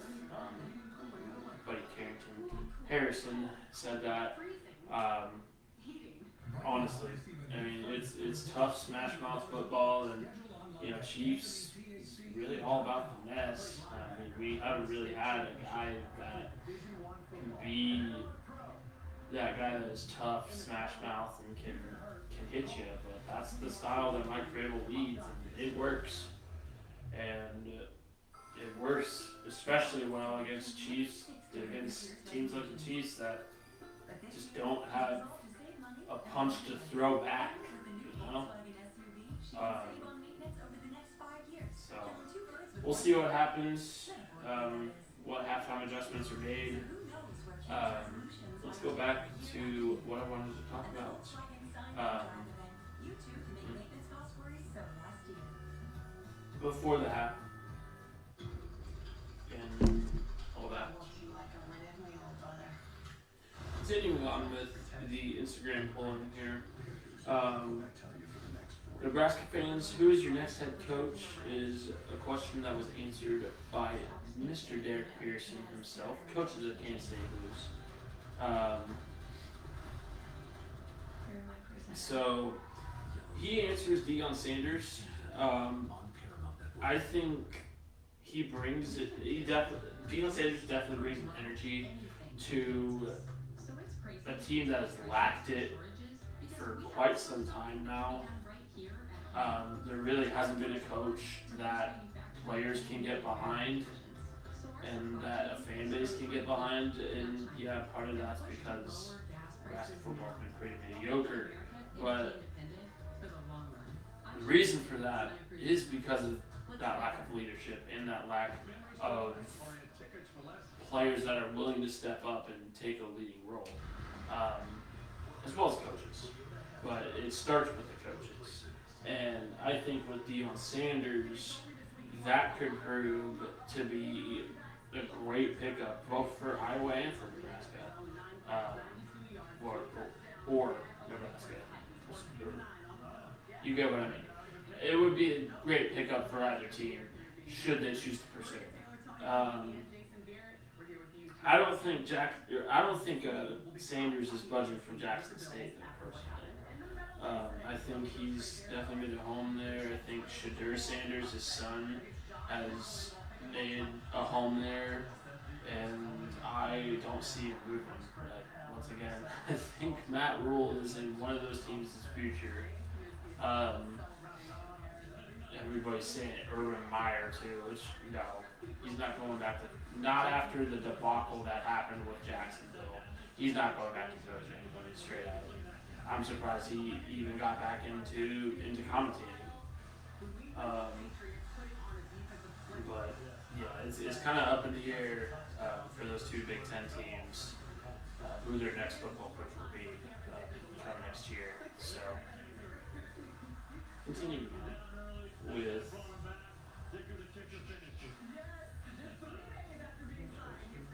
Alright, and then another answer from Brett Doze, the man himself. I'll see you next week, buddy. I'm sorry I couldn't catch you at the KU game. I meant to catch you while we were storming the field, but unfortunately just couldn't do it. But I'll see you next week, man. It's going to be exciting times at Pastor's Party. But he answers, how far does Leipold take this program? Multiple bowl games throughout his tenure, maybe a top 3 finish in the Big 12, and that's something that I can agree with. I responded with if he can develop Daniels and keep him as well as keep himself there at KU, we could see fireworks pretty quickly, and I still stand by that statement. And I think, again, with the returning starters, you could see some big time fireworks, honestly. you could see KU finish with, you know, a 2-loss season, which is a far cry, you know, from what they had. Or you can see even a team that makes a case for the college football playoff, like Sarah said. It kind of just depends on how well Daniels develops. If Leipold stays, which he will, and how these returning guys respond to a step up from last season to this season going into next season. I think there's going to be a lot of guys playing with a chip on their shoulder, and that's going to be great for that program. But the main question is, will it be enough to propel the Jayhawks to a Big 12 championship, perhaps, or Big 12 top 3 finish, which I think they still have every chance to do so, even now. But I can definitely see KU putting together a college football playoff year in the next year or two. We'll just have to see. They're not going to run it there. It's a great play fake. Give Tampa credit, but it was a missed opportunity for the Rams. Yeah, you see there the touchdown by Cade Otton, and that was the first deal. I still can't get over that missed call. I really feel like that should have been so big. Coming up, but first, Toyota reminds you that even when the road is long, we're there with you. Hey, Buck. I know you don't like voicemails, but I hope you're doing great. Just a second. I wish I was with you. Okay. Answering some phone calls and your phone line answers and all that. For people that perhaps, you know, couldn't make the Toyota, let's go places.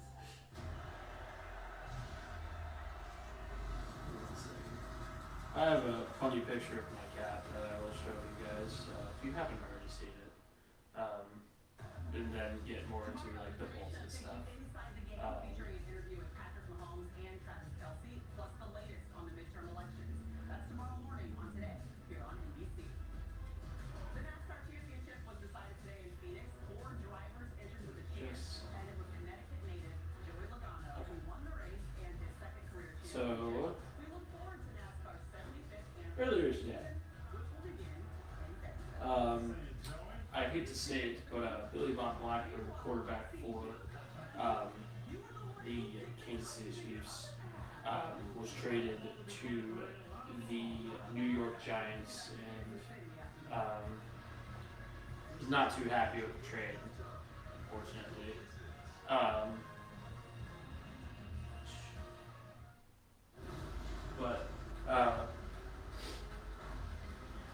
Sorry. I'm getting a call from Brandon. Brandon, how about you turn into the ScorchCast and text me from there? Or don't. I don't know. But I'll let that call ring while I talk here. So, it's all good. Not delicate. I say you are Just a delicate. second. Friday on NBC. So, going back to the polls here, I think that's pretty much it for Instagram. Let me check Facebook real quick to make sure there wasn't a whole lot there. But in terms of talking about some more stuff, I got KU basketball to talk about here, and really that's it. We'll probably just garner my full attention to the Chiefs game after that. So I'll finish up here.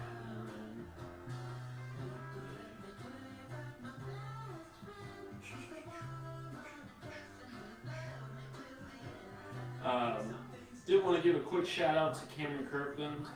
Shared his story on the main Burn KC Facebook page, but Cameron Kirkland is a blues player trying to make it to Australia right now to go play and to go study up for schooling. So if you could help fund his journey on his GoFundMe, it's on my page right now. Go check it out. He's a good kid. He's a stud in rugby, and he deserves a little bit of your time and money. So. You get hurt, call me. I've got this. Every Sunday he watches. But just so you know. And I'm probably not gonna talk about the investigation, guys. My full thoughts are on display in the article. It makes me tired talking about the KU basketball investigation. But in summary, the NCAA is a circus, and I think everybody that has had any sort of contact with the NCAA knows that.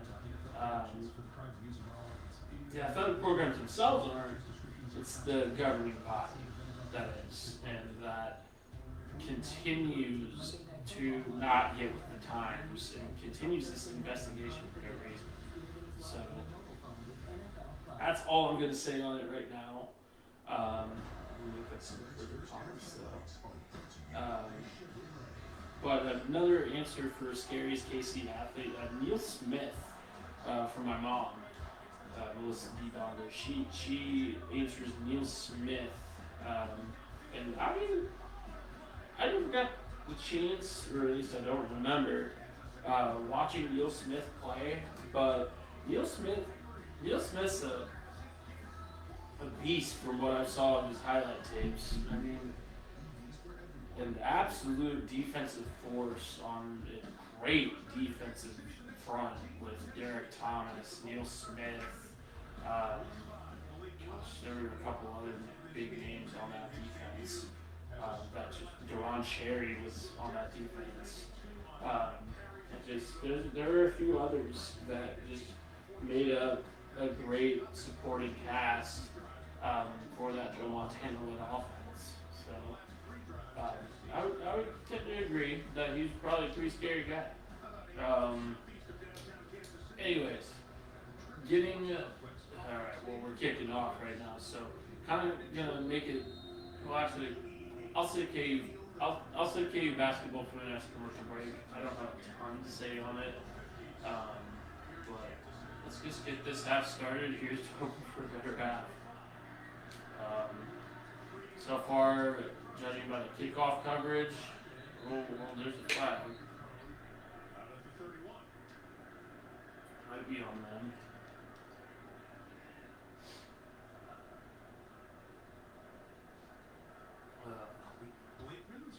Thank you for everyone that's joined so far. I appreciate your viewership. We got a flag going here. Wait to see what it is. Looks like it's going against the Titans. Holding on the Titans for a receiver. Perfect. Good start so far. Hopefully they can capitalize and actually, turn it on this half instead of coming out completely flat like they did in the first half. Anyway, 1st and 10 here for the Titans. Gonna hand it off to Derrick Henry, who gets dropped back by Willie Gay. That's who I thought it was, but couldn't tell. Willie Gay. That's an interesting call. I wonder who someone got injured, or if they're just trying to rotate that defensive line.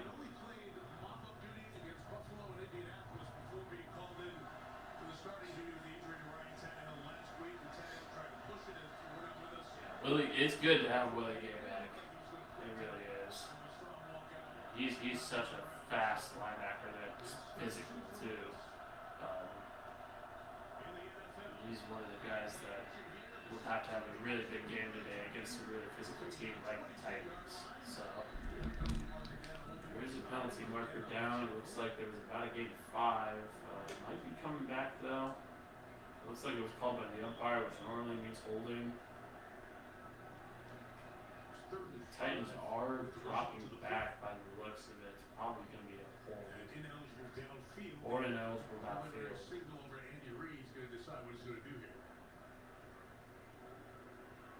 I would accept here if I was him. It is going to be 3rd and 1. If we kept it there, 3rd and 5. 3rd and 5 is manageable, but in my opinion, with the way the Titans have been, with the way the Titans have been driving, I'd drop him back a little farther. Yeah, get Malik Willis in a passing situation. He's completed his passes, but you can see that there is some rattleness there. It's going to be Willis Key. I'll say Willis. Shout out to Jimmy and Mikey Willis.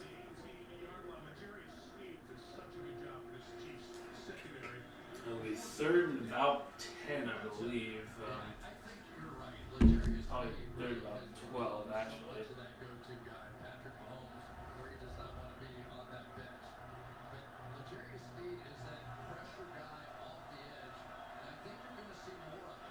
Malik Herring tackle there. Big 3rd down and 8. I would look for a possible short pass here or a run, which is going to be a run, and he's going to be taken down short, 3 and out for the Chiefs defense.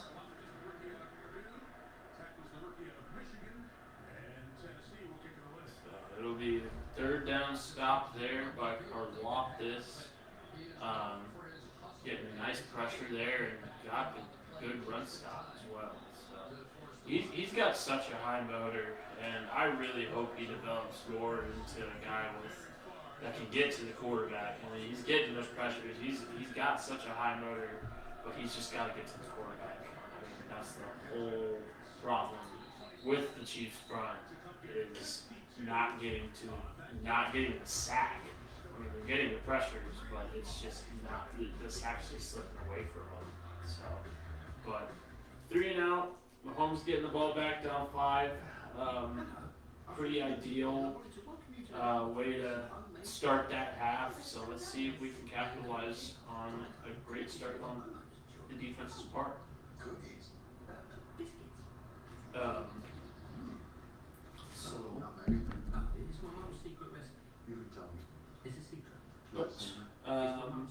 Let's talk KU basketball, shall we? KU basketball had their first exhibition game against Pittsburgh State, the one from Pittsburgh, Kansas. Shout out to all my Gorilla Heads, Josh Watson and others, Ahmed Barra. You guys are awesome. Very fun college atmosphere down in Pittsburgh. But they came up to Lawrence to compete in an exhibition game against the KU basketball team, who was coming off a banner year. Banner was unveiled at late night, exciting times. Everybody was merry, happy, joy. So happy, I feel like, that they just kind of forgot to play basketball for those first couple minutes and ended up going down 14 against Division II opponent, which is not good. It's not good. The shooting looked off. The defense didn't look like it was there. In the national championship hangover was real. Those first couple minutes, they turned it on to end the game, and they ended up winning by 30. So obviously it wasn't too bad of a reason to panic, but also at the same time,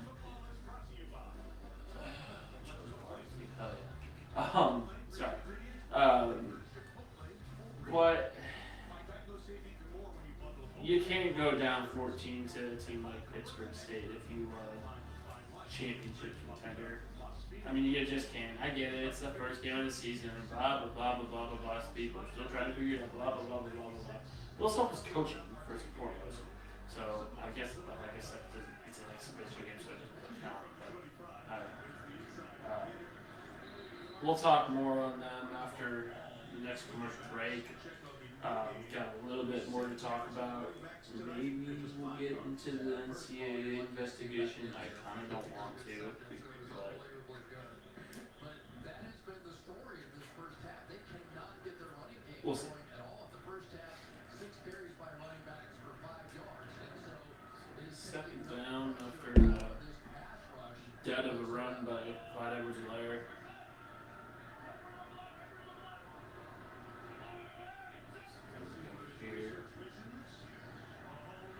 Stepping up and pitch and catch by Travis Kelce. It might come back though, and it may have gotten him on a push off. Maybe DPI too. Patrick Mahomes is pointing in the way of.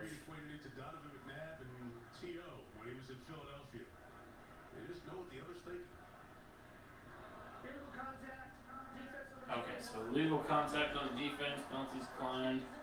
Gonna be a first down for the Chiefs after that Travis Kelce pitch and catch there. Literally pitch and catch. Patrick Mahomes just creates plays.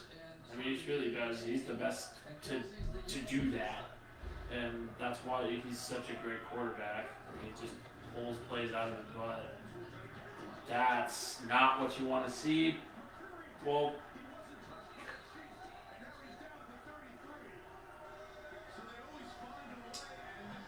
So the ball just fell out of Travis Kelce's hands and it got picked off.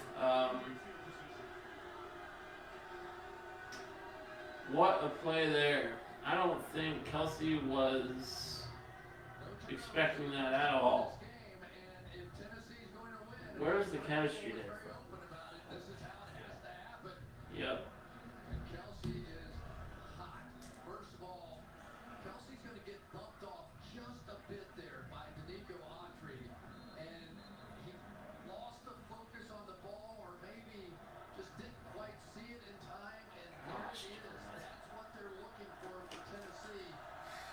Alright, defense.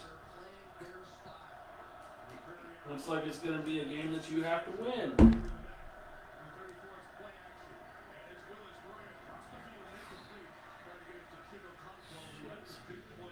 Good coverage.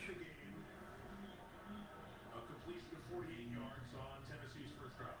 And no completions in this game to anyone other than the tight ends as far as tight ends and wide receivers are concerned. So you got the Reception, Yikes is right. So, it's not great. Hopefully the defense can get a turnover of their own or get a good stop here. Randy Bullock's leg is pretty good, and I'm sure they're already within field goal range, so. It seems like there's a lot of Tennessee fans here. Obviously, Nashville's not too terribly far away. But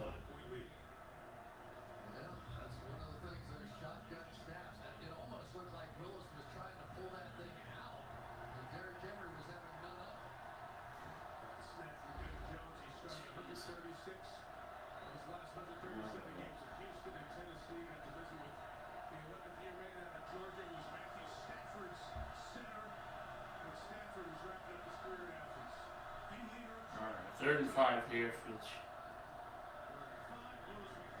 and they're not going to get there. Great stop on the defense. George Karlaftis making another stop. Travis Kelce looks absolutely livid. I mean, he's been frustrated all night. It's pretty easy to tell. Field goal units on. Randy Bullock.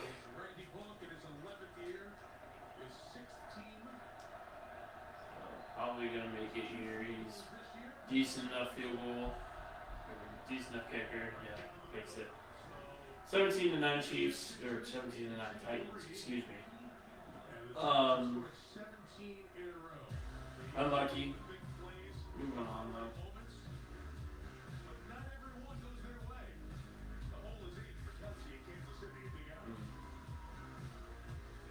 Very frustrated, Travis Kelce, and rightfully so.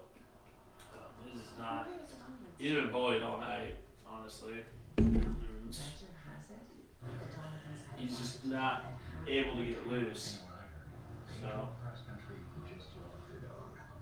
But going back to KU basketball, we've seen the slow start this year with the secret scrimmage versus Illinois, as well as the exhibition versus Pitt State. Slow starts are going to kill you come games that actually matter and games that are going to be a bit more competitive. And first competitive game, obviously, don't discount any opponent and whatnot, but I mean, let's be real here. KU's not losing to Belmont. God forbid, I hope I didn't just jinx us. But let's just go ahead and look at KU's schedule because, I mean, they play Duke here in. KU plays Duke, and could very well be.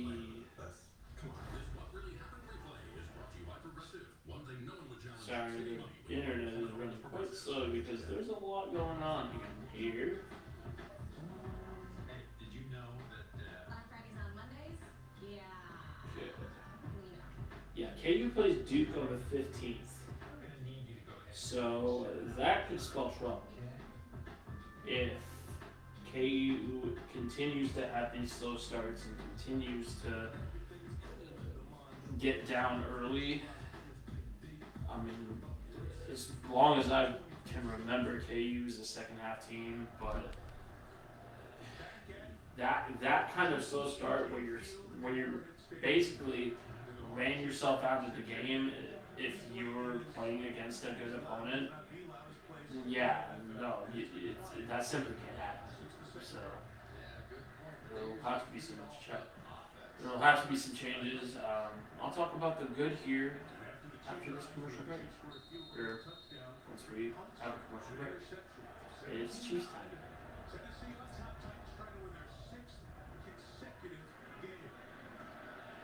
Titans have been on a hot streak. If they end up winning here, it's the 6th consecutive game, and they take down the check over 15. Goodness.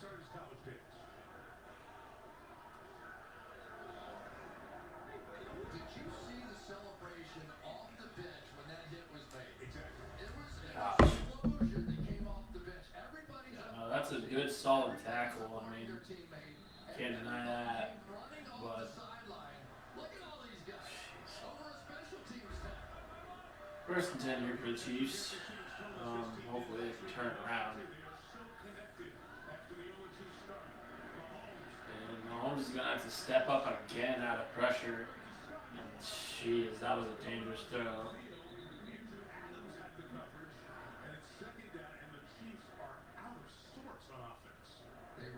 And Rico just said we're out of sorts on offense. It's looking like it. I mean, the offense, the protection is just not there. Orlando Brown gets driven directly back. It's not like he wants to play. There was a flag though, 5-yard penalty, automatic first down. Not sure what it was for it in here. Too busy talking. New contact again. Who knows what that penalty means, but we'll take it.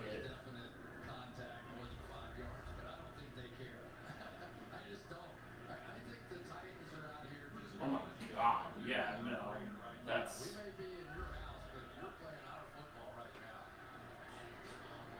It's been smashed by football front and back. Chiefs need to answer back here.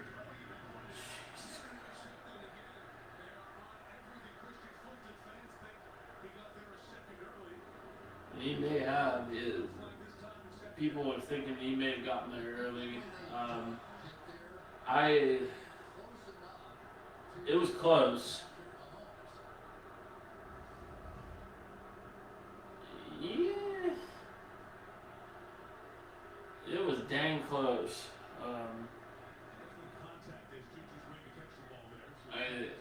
I think it's clean enough. I don't think there's much there, but obviously when you're watching it live, you don't really have these replay options. Too much of replay options. Good little pitch and catch there. Probably gonna mark them about 3rd and 2. Yeah, and you're seeing more and more now that Andy Reid So, and Eric Bieniemy are starting to move. it's been a very boring game, folks. But Is getting a little it's Chiefs football. tough. Let's get Everybody loves Chiefs football, right? doing what he does best. Get him in We're from here at 8th. let him create some. Isn't that right, Simon? Had a good game plan of actually keeping Big him in the chip. pocket. And those two interior pass rushers are good enough to push that pile back. Alright, so 3rd and 1 here. I would not. They almost ran the football against this Titans defense. Nice job to keep it alive there. Caught by, Clyde Edwards-Helaire. Yeah. Good ad-lib king play from the ad-lib king, Patrick Mahomes. He just steps up and, yeah, that's a great pass. Way to cover it by Clyde Edwards-Helaire. Great catch.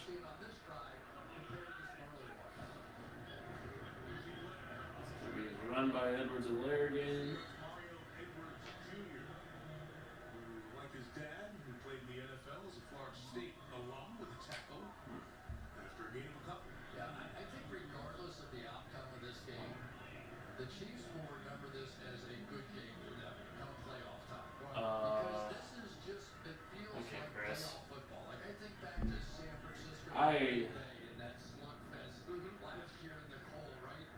Everything's not going It's definitely been a slugfest thus far.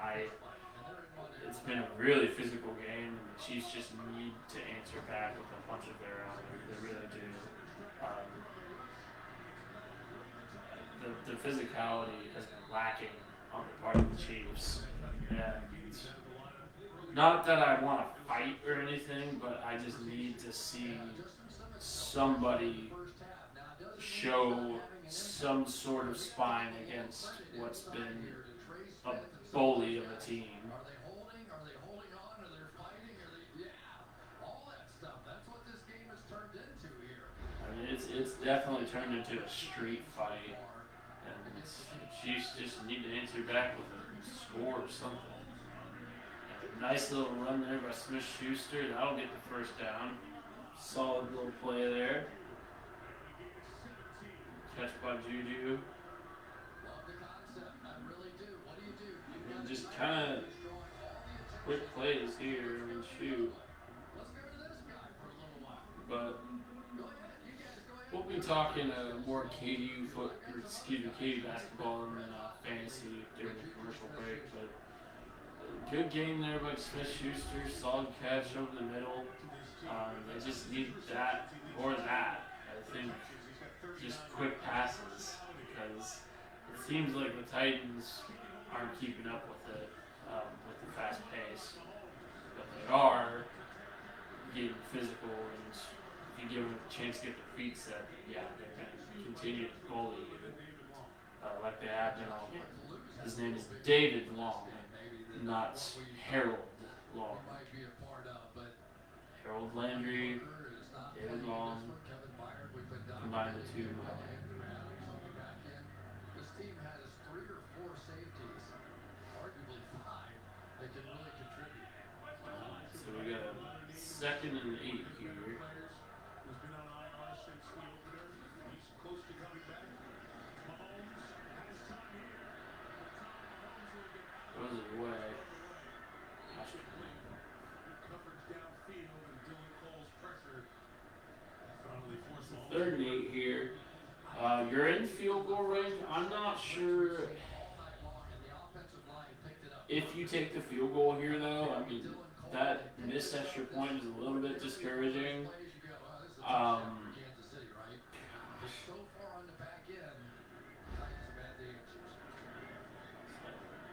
Big 3rd down here. I think you convert.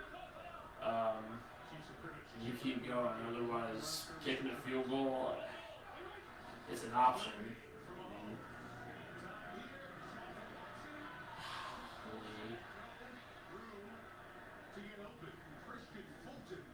Yeah, Fulton was right there with with Watson. And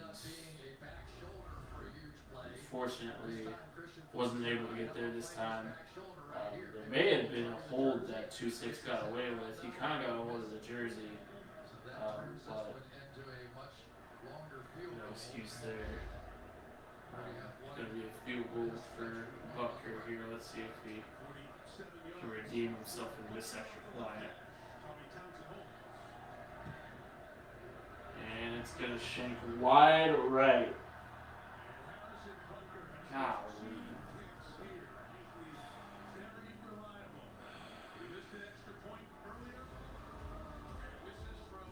Well, it's clear that we can't depend on the kicking game tonight, so let's go ahead and I would have gone for it there, frankly. You know, color me a risk taker, color me an analytics nerd, or whatever, but I would have gone for it, honestly. Given the fact that Butker already looked rattled after that missed extra point, it just makes sense.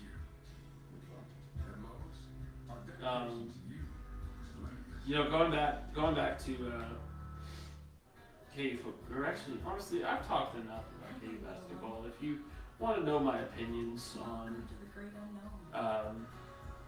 you want to know my opinions on it's the great unknown for a reason. It's a world of endless possibilities and adventures you can't even imagine. Yeah, guys, I can't show the game, not with copyright stuff going on. They're doing it. Yeah. People will dig you for anything, especially in NFL, so I'm good with that. Sorry. If you're not watching the game, I apologize, but I'm not going to show the game because that's illegal. Well, more or less illegal. There's stipulations behind it. But what we have here with fantasy, let's check what we have here with fantasy.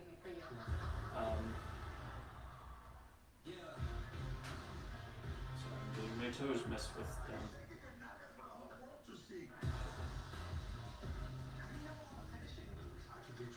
Well, in the rugby league, I might be headed for a loss here.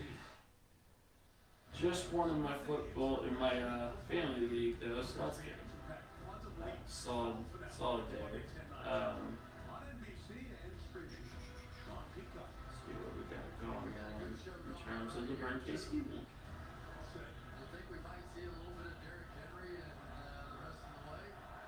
So the Burn KC league is looking interesting. I might still have a shot. I don't know. Who knows? We'll go check into that later. Chiefs game's back on now. Gonna need another defensive stop.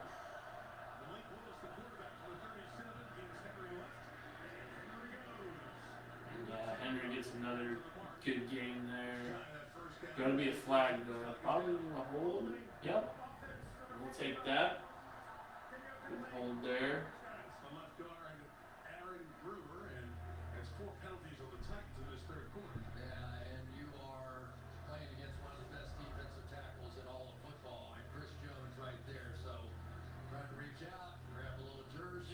That time it got caught. But it has been sort of gritty and grimy all game. But again now, it goes back to the confidence level. Yeah, I don't want random people commenting on this stuff. So that's why it got deleted, and that's why it's changed to follower only now. Nice little run there. Get about 3 or 4. It's been a smash mouth football game all game. The Chiefs have not been able to adjust, and you know it's been a constant struggle with Chiefs football to adjust to that smash mouth style. Right now, It's the whole reason a rookie quarterback's kicking their butt. So, Chiefs are still in this. It's mainly been the defense that's been smoking them. And now it'll be 3rd and long, so it'll be about 3rd and 14. Draw a line in the sand. When Gay was over there for the touchdown. Yeah, that was probably the first mistake I've seen Willis make. He just was impatient. Cody Hollister was out in the flat, wide open, would have a chance for a big catch and run. Didn't get the ball. This is the longest I've talked for a long time, so excuse me if I'm being a little slow. Wide receivers, no targets tonight. 3rd and 14 here, we'll see what happens. That'll be a quick little screen pass, and it's going to be snuffed out well. Another good defensive stop. The defense has shored up since the start of the half. Titans haven't scored, which is nice. Just mistakes. You get the holding call, it looked like Gosh, if I'm the Chiefs offense here, I need to do something. Something needs to happen. It looks like we got Mecole Hardman returning the punts, which is different from the past couple games. Obviously, Sky Moore, gosh, he almost rolled it. Nice little run back there, though, by Mecole. He got a good run back there, almost fumbled it, but solid little run back. So, good on. I'm going to hit the bathroom real quick. I'll be right back. I'll see you in just a sec.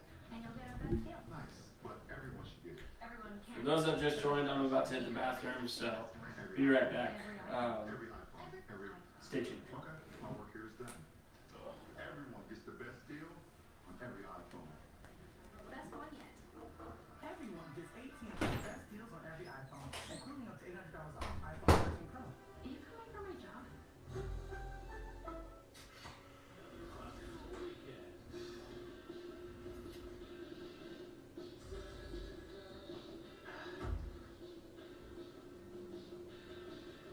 Burgers better with Pepsi. I joined your movement to be frugal, because I'm famous. Not famous. You know, I'm more like that guy from that thing, famous. So, saving money is pretty clutch for me. Pretty clutch. Tuesday, NBC News Now is your streaming home for NBC News election coverage. With so much at stake and the balance of power on the line, stream live coverage throughout the night. Starting at 6 with Tom Lewis and Hallie Jackson breaking down key races and Alright, I'm back. then at 8, join Lester Holt, Savannah Guthrie, and Looking up, Brad. the news team Oh, for live person shows as votes left. come in. Oh, well. Tuesday starting at 6 Eastern. Free on NBC News Now, wherever you Where was I? Oh, yeah, fantasy. Probably don't have a whole lot of time for a break. But, I'm currently losing right now. What else is new? Not losing by a whole lot, 80 to 74. But my mom has Lamar Jackson left to play, and I have Justin Tucker. So unless it's going to be field goals galore, it's probably going to be an L for me. So, but around the league here, we got Team American absolutely dismantling Team 5. Quite a bit. Alvin Kamara is the one player left for Team 5. And unless he can earn over 100 points, Team American's got that one in the bag.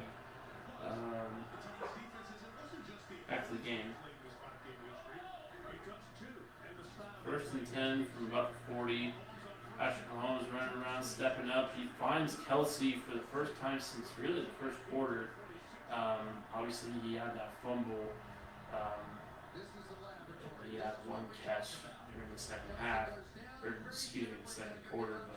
But ever since that fumble, that's really the first time Kelsey's been passed to.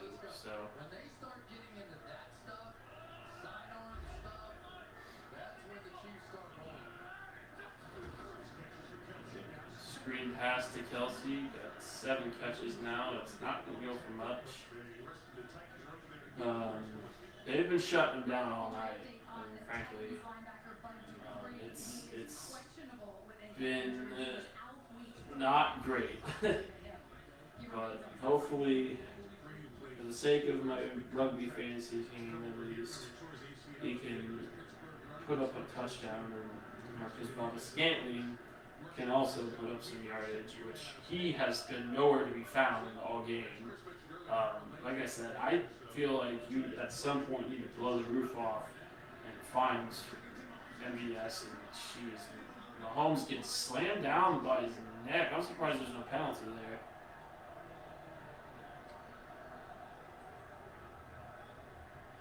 So it'll be 3rd and long. Orlando Brown has not looked good this game. He does not look. Man, he got beat by the backup defensive end. Yeah, no. If I'm the Chiefs, I'm not paying him. I mean, plain and simple, I'm not. He has not played to the level that we know he can play at. He's not a top tackle.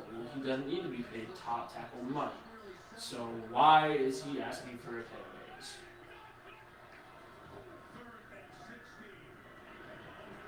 raise? Laser that ricocheted right off of Hardman, incomplete. The offense has looked absolutely lost.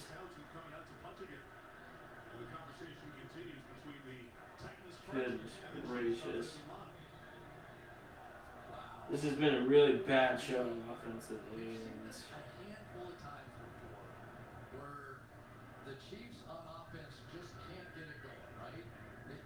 At some point, there has to be a spark. I mean, it truly does. You're in front of your home crowd. The defense is doing well. Do something. I mean, my God. It's been complete ineptitude since the first quarter. And on all parts, on Patrick Mahomes' part, on Travis Kelce's part, on the running game's part, on all the wide receivers' part. Where has Marcus Valdes-Scantling been? Where Juju has shown up, and Justin Watson has shown up. Shoot, even Nico's shown up. But we've seen nothing from Marcus Valdes-Scantling or Kadarius Toney really since the first quarter. So where you have to figure something out to give the ball to your speedster, to blow the roof off, in my opinion, to settle down this Titans defense. So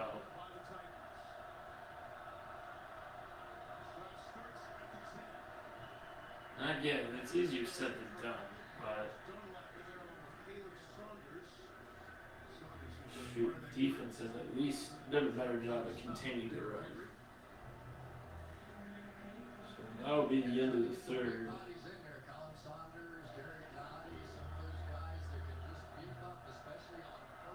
So we'll go back more into some fantasy football talk.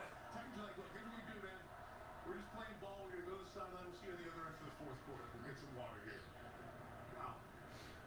Alright. Only points of the 3rd. So we've got Average Joe's Clayton Arrogance beating the league leader, beating Kansas City Cowboys 180-34 to 108-84. Derrick Henry is on the Average Joe's, and he's the only player left to play in that game. Average Joe's have secured that win. Boy, howdy, Kansas City Stein is 38-9. I think they just kind of forgot to replace players. Guys, if you're going to join the league, please participate. I'd very much like it if you guys change around your players and actually made it competitive. That being said, congrats on the win, Brandon. Good on you. Sorry I couldn't answer your call. I'll text you actually real quick. Hold on. That's pretty much all I've got in terms of talking points outside of the Chiefs game. Oh, good. Can we please petition as the American public to stop political ads? It's so annoying.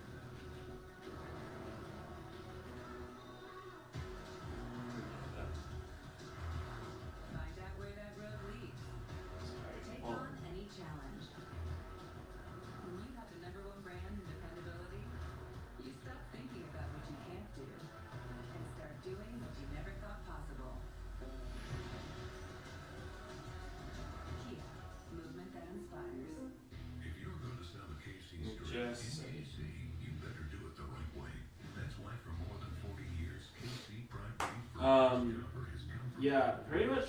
I've hit most of my talking points in terms of um, stuff outside of the Chiefs game. So right now, I'm probably just going to focus on the Chiefs game. But what we are seeing from this offense so far is complete ineptitude. I mean, really since the first quarter. And something has to happen over the top, in my opinion, for that to remedy itself. But what I mean by that is something to MVS, maybe a long throw to Kelsey, and I get it. The Titans coverage has been really good so far, but it hasn't been good enough to where those deep passes are not open. And it's going to be run by. I keep on wanting to call him Willis. That's how you know I spend way too much time with Jimmy and Mikey Willis. But Malik Willis got a game to make it third and manageable. We'll see what happens here. They can really run past it here because Derrick Henry's not in, so we'll probably see a pass here. Yeah, no back, possibly a reverse, but it's more than likely going to be a pass. 3 wide right, 4 wide right. Looks like there was a timeout taken by Tennessee. Yeah. Tennessee's going to talk about it. I wouldn't be surprised if they threw Derrick Henry back in there. But we'll just have to see. I feel like a lot. I've been having a lot of random people join this live, and while I understand that when you see the words Chiefs Watch Party, it doesn't mean that I have the game on. Guys, that's against copyright, and I don't want to get taken down as a legitimate business.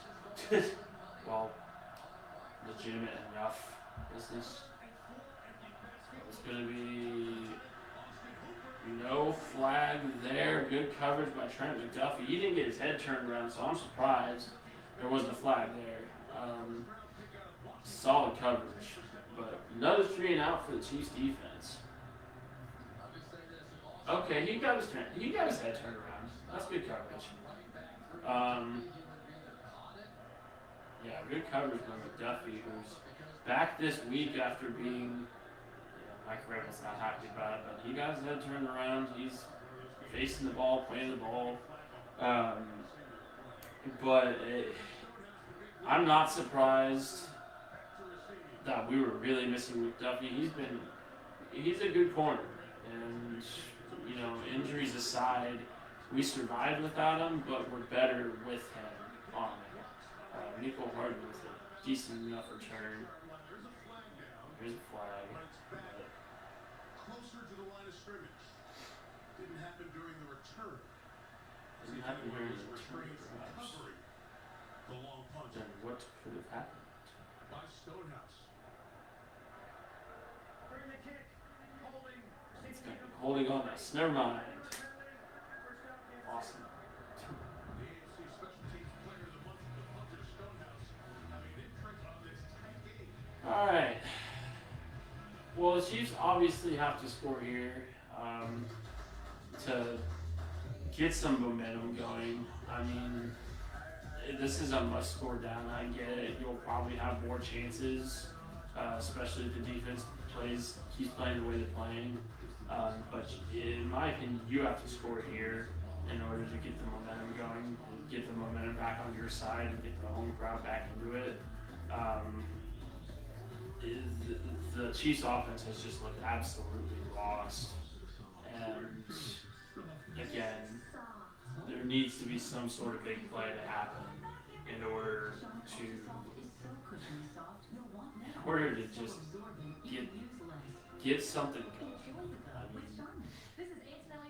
I don't even care if it's a run Pacheco, as long as it's a big game, as long as it's a big scoring drive. then yeah, the rest doesn't matter. And honestly, if I'm the Chiefs, I'm probably going for 2 if I do score a touchdown here, because frankly speaking, it looks like Butker's a little down. I still have full faith in Harrison Butker, but boy, he hasn't looked great this game. And yeah, again, he's only kicked twice, but you can't be missing chip shots as a quote unquote elite kicker. I mean, you just can't. Justin Tucker's not missing those. You know, it's basically what I'm saying. So, other than that, defense has been performing really well since the beginning of the half. Hopefully that continues. Hopefully they can get a takeaway and really change the momentum. But we'll just have to see. I have a gut feeling that we'll see something explosive happen before the end of the game. Every now and then, Titans have given up a big play. And they've been getting away with a lot of stuff that probably should be penalized, but they've got good coverage, they've got physical coverage, but eventually that's going to break, especially if you keep testing it, and keep testing it with different play calls, not the same song and dance, which is what, you know, the Chiefs are getting at. So I'm stepping up here. It's going to be a 1 yard gain for run. Yeah, if that. So Mahomes has been on his feet all night, and he's been productive with it, but also at the same time, something's got to open up. I mean, it really does.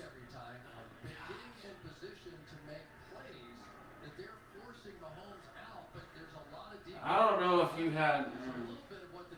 He had a couple of receivers open there. I'm not sure if he run his best decision. I mean, you had pressure in his face, though. And then, once again, has pressure in his face. And I'm surprised, honestly, that there was no flag there either. I mean, if we're going to be flagging roughing the passer when defensive players just land on the quarterback, that absolutely should be a flag. I mean, he went full, he just missed putting full body weight on him. But there's hands to the face, though. He got him right in the face. So, I don't know.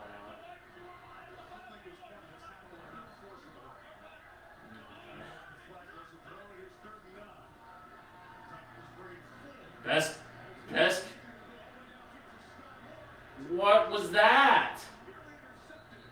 Are you serious? You had no one else open, Patrick? You had a completely clean pocket. Goodness gracious, that was a bad offensive drive. And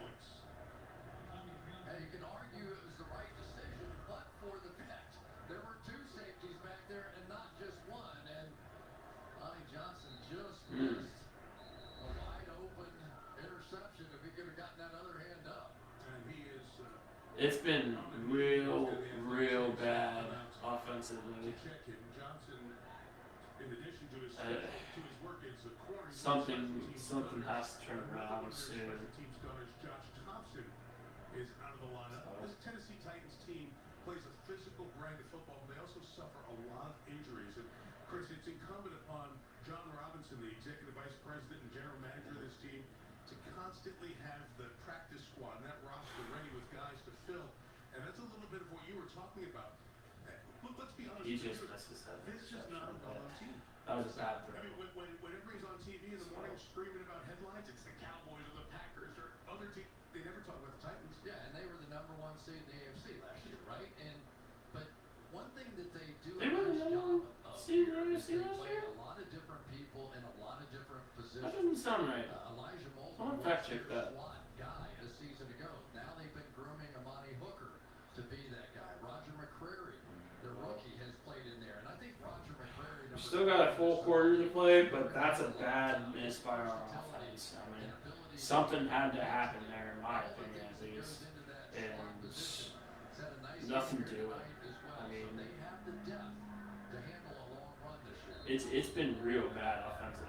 Something needs to get figured out. It needs to get figured out now if the Chiefs have any plans of winning this game.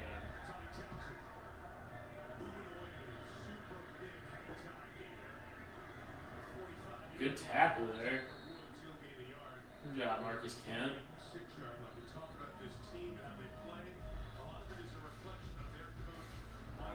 Well, gonna need another defensive stop. Which, you know, it's been going great so far, but you can't just continue to trust this defense because eventually something's gonna give. You know, I keep on saying that about the Titans defense, but the closer and closer we get to the end of the game, the more it feels like it's not gonna give. I mean, this Titans defense has been stout all night. Yeah, they've gotten away with a couple things, but it's been basically impenetrable. So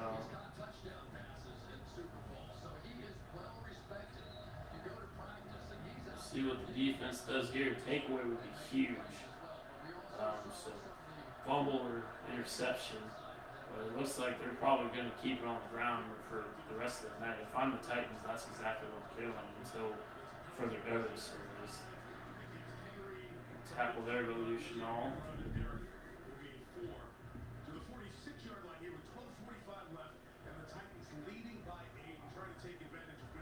This is a massive video.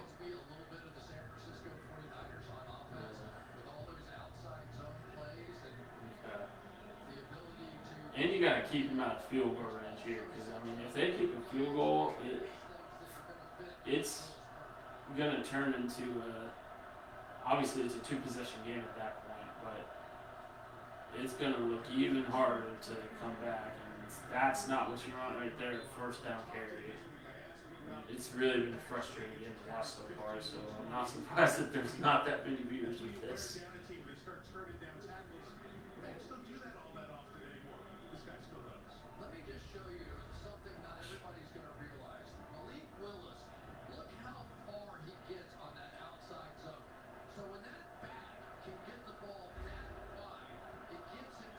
Not all that important, Chris.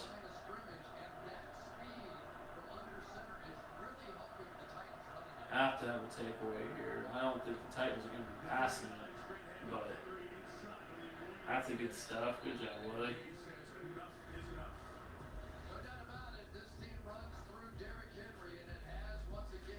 I mean, you can't arm tackle like Fournhill did. I mean, you can't arm tackle Derrick Henry. It's just straight up. Yeah, I would agree with Chris Collinsworth there. It's not an intimidation factor. It's just a perseverance factor, honestly. I mean, you know it's coming and you're trying to prepare yourself enough for it, but Derrick Henry's just that good of a football player. Great break up there by L'Jarius Sneed. Great play. If he gets turned around quicker, though, I think he turns and faces for possible interception.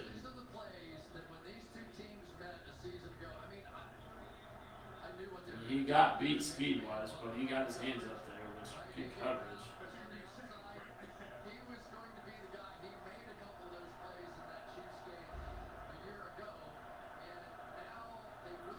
We'll see here, 3rd and 9. They're just out of field goal range, in my opinion, for Randy. And even further out of field goal range. Great hit there, Nick Bolton. Woo-hoo-hoo. That takes him out of field goal range. That's a great play by Nick Bolton. Defense is keeping us in it, folks. It's been solid since the beginning of the second half. We need the offense to capitalize on this one. I mean, straight up. I mean, obviously it's a punting situation here. I mean, they got 4th and long. I doubt Mike Vrabel goes for it. But there needs to be some sort of offensive production this drive. I mean, plain and simple. I'm not sure if you call it fair catch there even. Obviously, you don't want to risk the fumble, but still.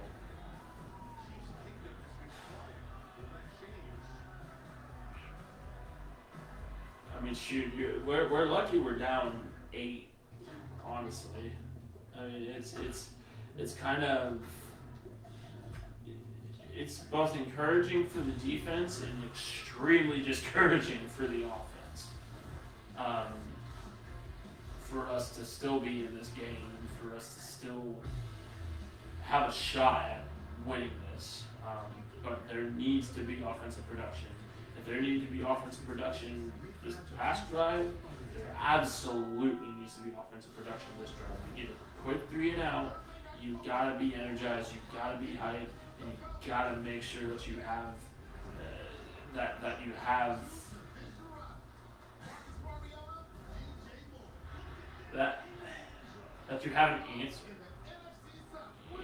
And so far there hasn't been an answer. It's really been just the defense calling and offense not picking back up. You know? And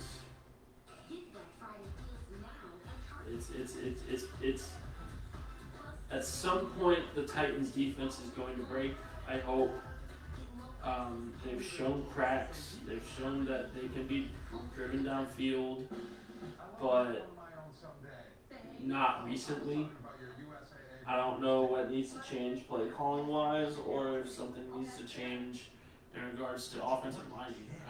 Orlando Brown has not looked good this entire game. He's been blown back by even so much as the backup defensive line that's in there for Bud Dupree right now. He's not playing like a guy that wants to get paid, and we've seen that trend on more than one occasion with him. And eventually, it's going to result in him not getting paid by us and us shipping him off to drop the cap room that he takes. It needs to happen at some point, or he needs to get better and we'll extend him. But he does not need to be paid Trent Williams money. I mean, straight up. He's been bad all game. And I get it, one game doesn't define a guy, but it's been more than one game with Orlando Brown. He's been average at best this year.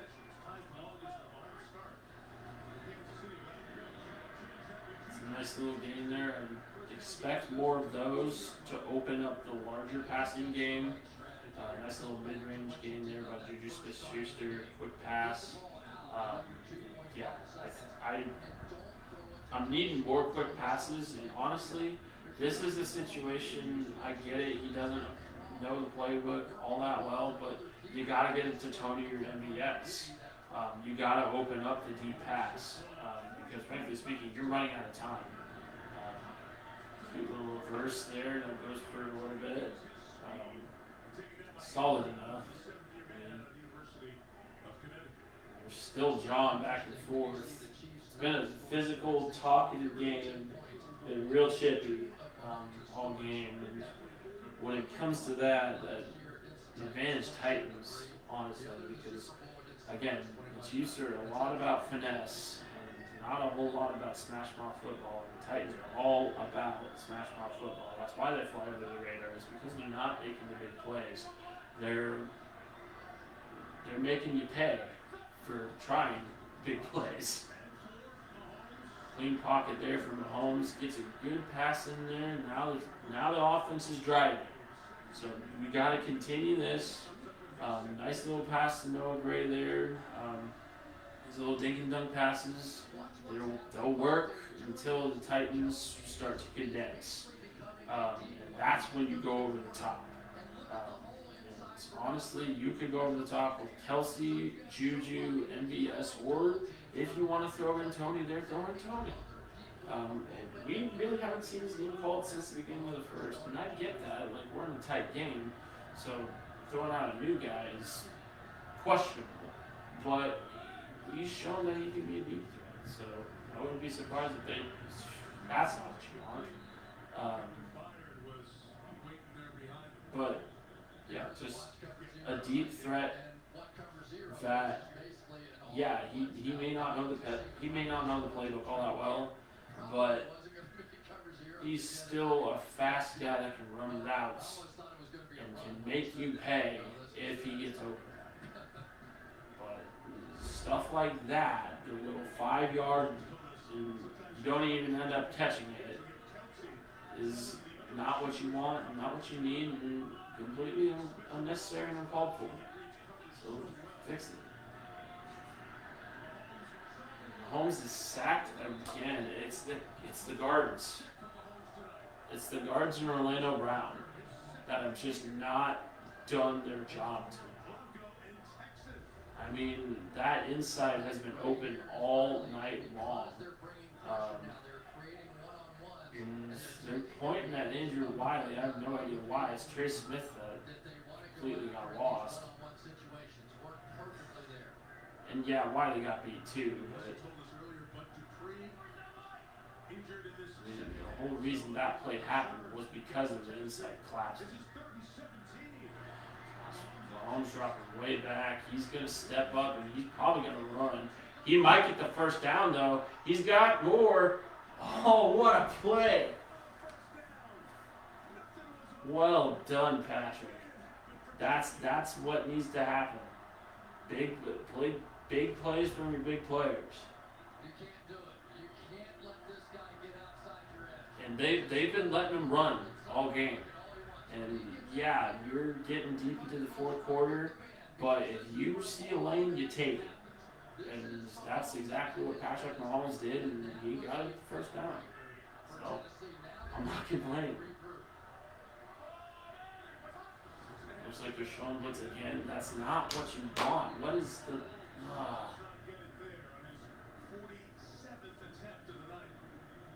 He's passed the ball 47 times, I guess. Where I'm not understanding if we're letting him pass that many times. It looks like he got a wrong foot off. That was a bad ball. I mean, yeah, he's basically just shot putting that ball, just like they said. It didn't look like he got his feet set, which he probably should have. I mean, that's not a shortstop though, Patrick. It's a quarterback throw. Second and 10 here. Nice ball there. There's MBS.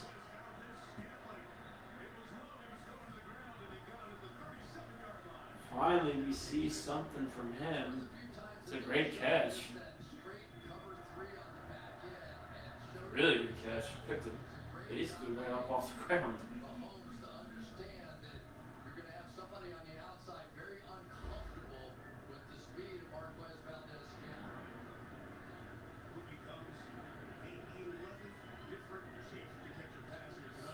Got first and 10. You're in field goal range. I'm not taking the field goal here.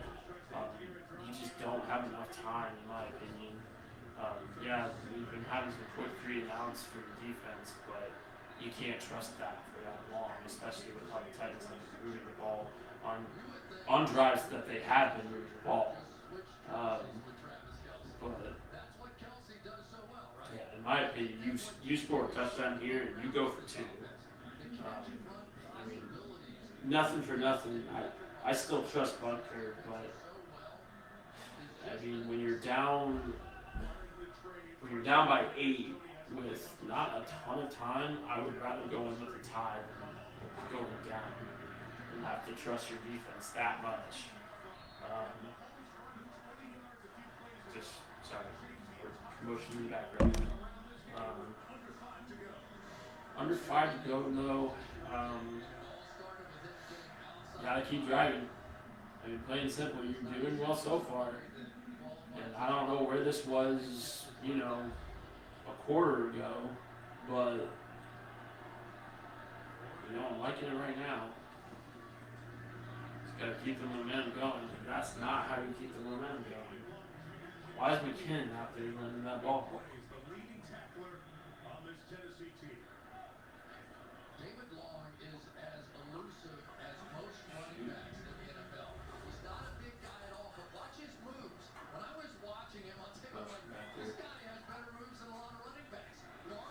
Speaking of multi-cat household, it's great. They're both goobers. 2nd and 10.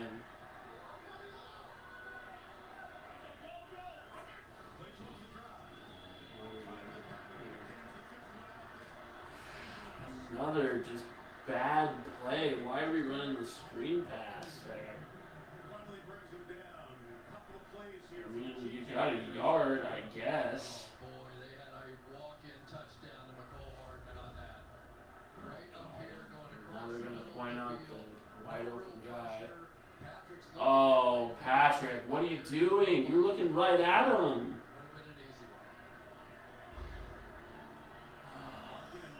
It's a bad miss by Patrick there. Couldn't come back to bite him on Tokyo, though. There we go. One's stepping up. He's going to get the first. Oh, he might get the touchdown. He will. There we go. That's an answer back. Finally. Big touchdown there. Big touchdown. That's what he's had to do all night. Big legs for Patrick Mahomes. And Chiefs are within 2.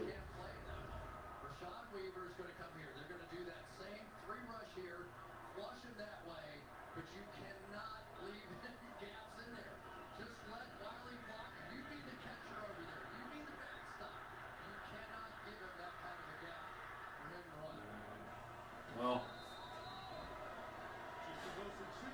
yeah, go for 2 here, tie it up.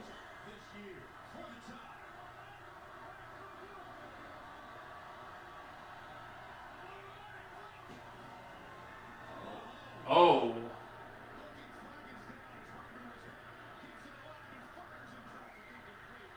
Yep, 2 flags, both on the Titans there. They've been trying. They should have been calling that all night. I mean, the Titans are a physical team, but they've been a bit too physical pretty much all night, and there needs to be some sort of parity. When it was a free-for-all, I think Christian Fulton had a tackle there. Let's see, is there any of the Chiefs here as well? Oh, not. Play was from the 2. The lineman can only wander 1 yard downfield. Keep seeing low. It's I got a hold on that hole. There are fouls against both teams in the play. Holding, defense, number 26. Holding, defense, number 32. Illegal man downfield, offense number 77. What is this guy talking about? What in God's name is this officiating crew? Golly, guys. I mean, shoot, at least you get another shot. Wow, no. Cole got his clock clean.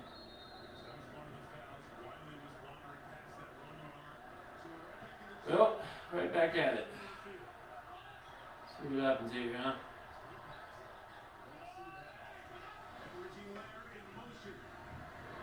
You got him. No, you don't, but there's a flag.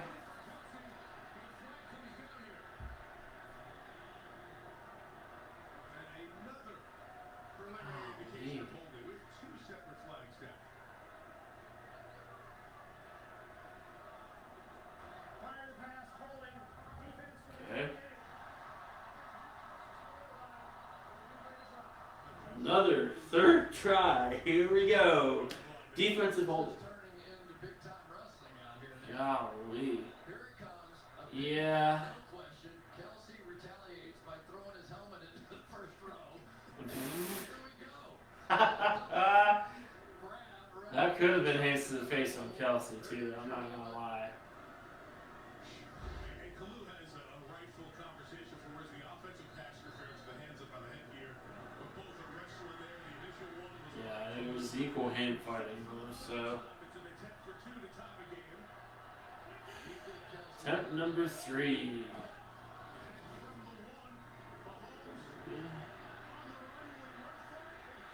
He got it. Ties the game. There we go. Patrick Mahomes is just going to do it himself. Atta boy, Pat.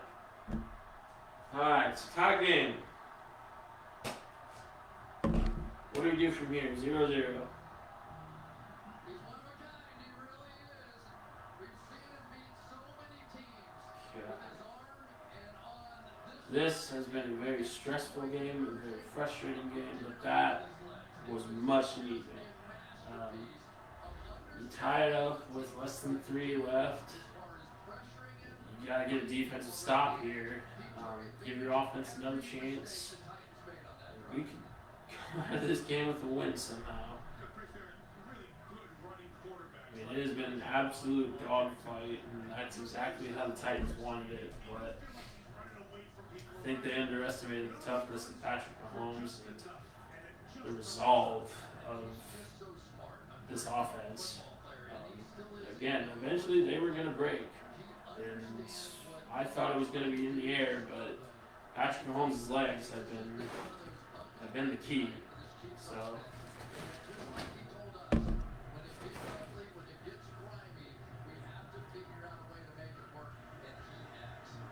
lo and behold, I've been talking for almost 3 hours.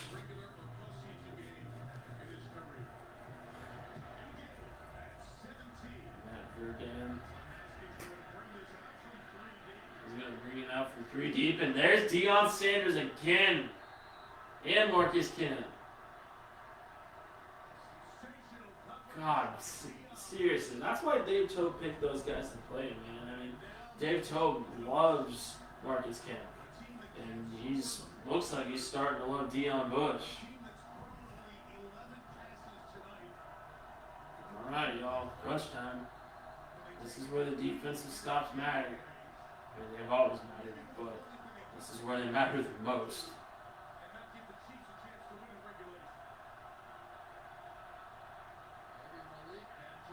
Now you got the Arrowhead crowd back in full throat. It'll be dropped for only about a game or 2.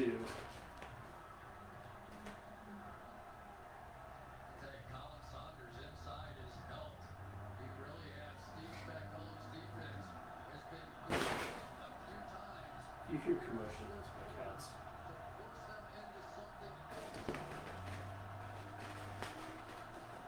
Second and 8 here.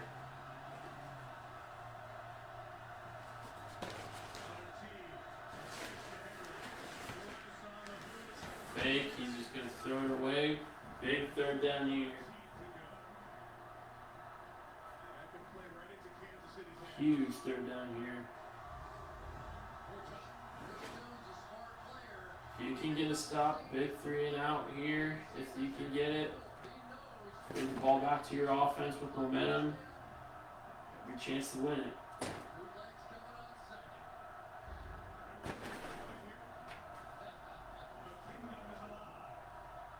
There we go. Huge 3rd down.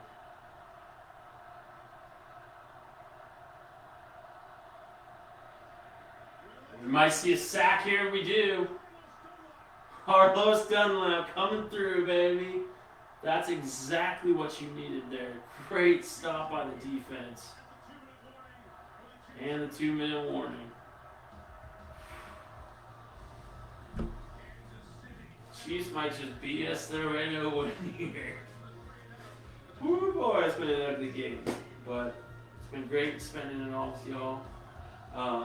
Been talking for about 3 hours now. My voice is combining that with the KU game last night. I may not be able to talk tomorrow.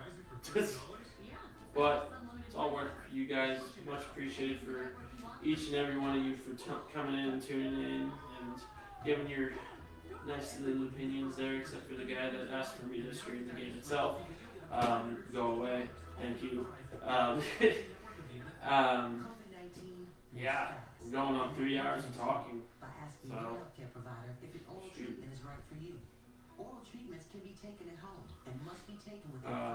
I did want to talk about, right now we only got 1 beer going just because late in the fourth quarter, and I'm sure with how frustrating the game's been, people have been hyper focused on the game and not going to be, oh my god, it hurts my feelings. I mean, if you've tuned in at any point, thank you very much. Your presence is appreciated, but as of right now, we only got one viewer, but you guys are going to tune in and watch the videos and stuff. My live content doesn't get as much of a presence as my recorded stuff does, but we definitely want to find a way to make the experience better for you guys and make it expand the brand a little more of the Burn KC. So I've been coming up with a few ideas that I'll be dropping either later tonight or early tomorrow, in terms of the stuff that I've kind of talked over with some of you and that I've kind of mulled over in my head as well, as to how to expand this channel and expand the community. Obviously it's getting a little bigger. I reach over 1,000 people a week, which is insane to me. Thank you all for tuning in to my passion project. But seriously, like, I appreciate it more than you know. But we're back on the game here. I'll continue more on that thought after the game. It's getting to be crunch time here.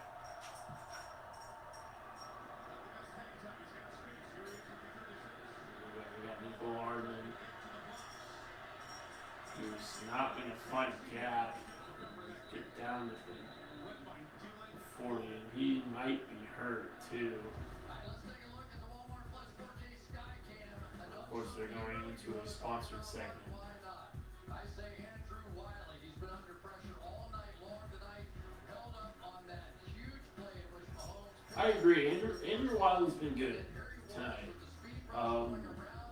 He hasn't been great. I mean, he's pulled out some pressures.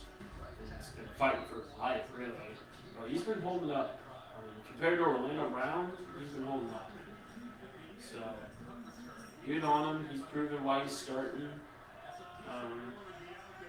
With that kind of revolving door at right tackle that the Chiefs have right now. Dump off here. McKinnon gets true. He may have gotten tripped up. Well, I mean, 7-yard game. And 33. Let's see what the Chiefs can do here with the time that they've got. I mean, they've got all 3 timeouts.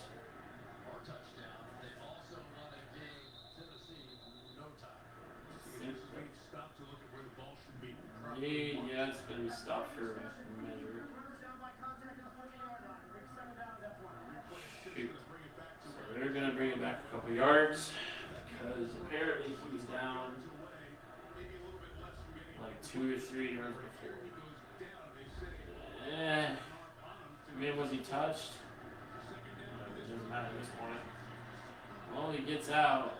It's going to be 3rd and short.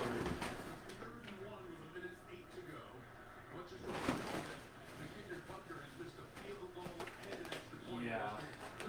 The game's going to be put into the hands of Pledger. I'm not sure I trust him all that much.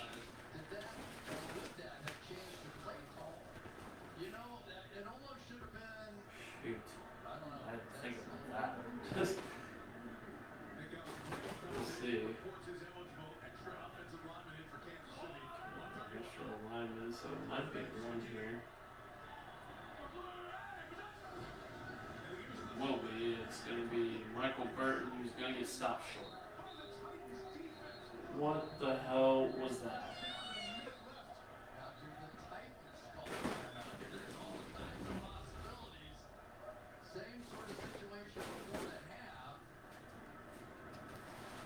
And my goodness, we haven't been able to run inside the tackles all night. What made us think that we were going to do that there?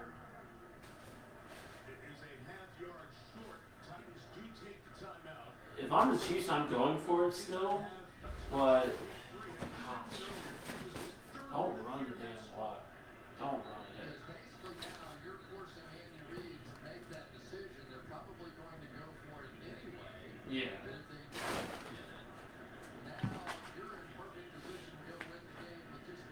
don't know if you all can hear the TV. I've been responding to the TV in hopes that you can hear it, but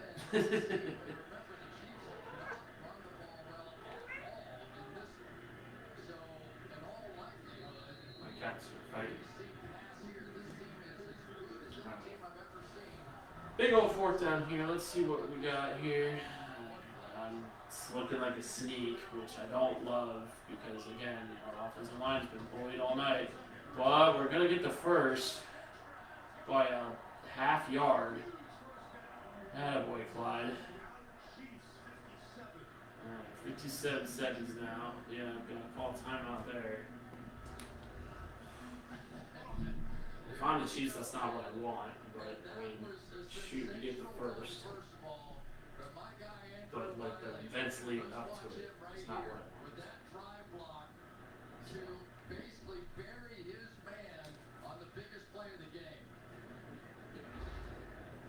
Andrew Watt has been huge.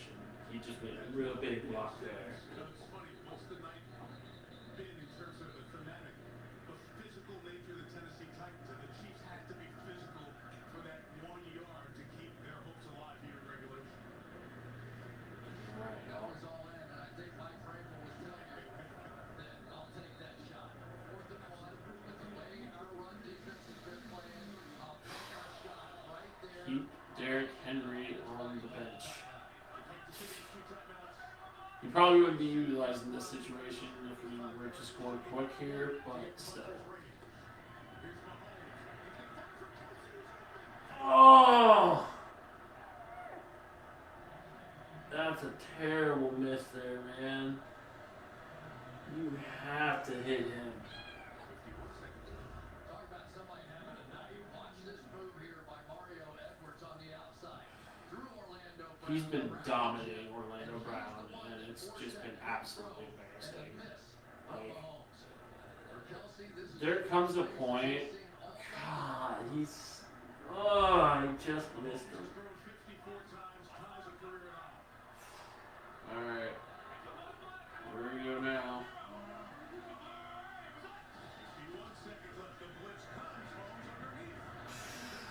Shoot.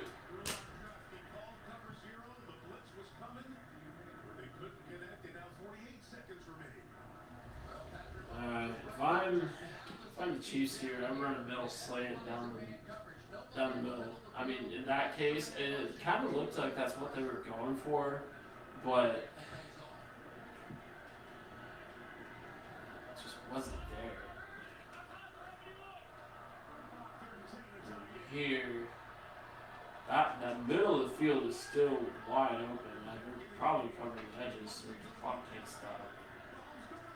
God, what was that?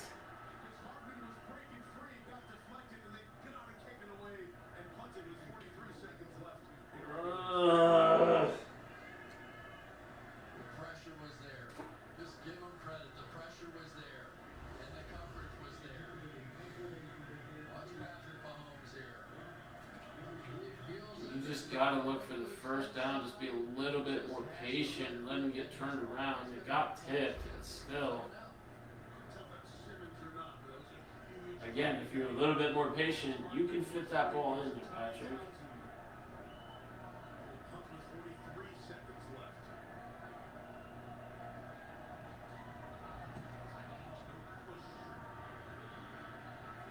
Punt, flag down.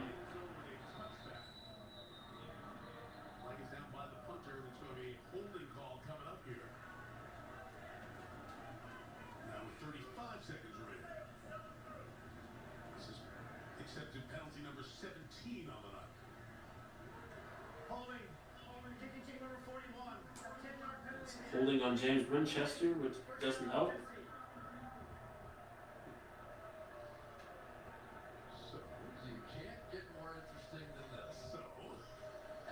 Alright. Well, it's going to go in overtime more than likely. Then again, yeah, we have seen things from Malik Willis tonight that could say otherwise.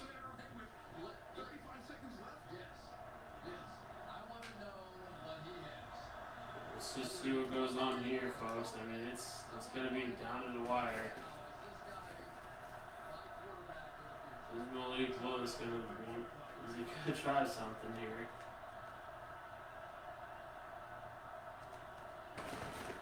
He's getting rushed. Got away.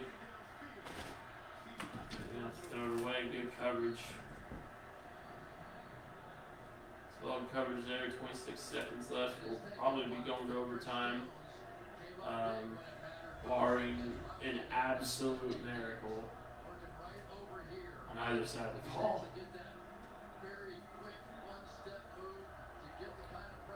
Chris Jones is getting there. He's just not getting the sack.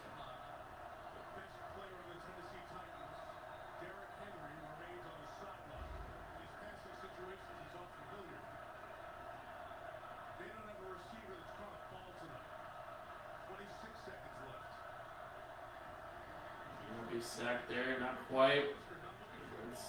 Yeah, Hollister wasn't even looking for the ball there.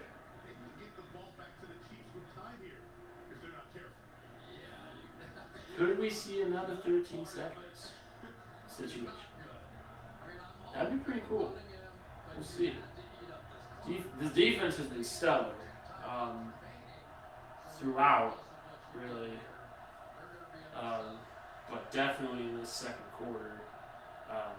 Yeah, they've given away a big player or two, but as of now, I'm covering that field goal line. I'm surprised we don't have any guys further deeper than that. He can't even hold on to the ball. That's going to be fourth down, and Titans are going to have to put it away with 16 seconds left. We got 2 timeouts left. Let's see what Patrick Holmes can do. Done more with less. Let's just say that.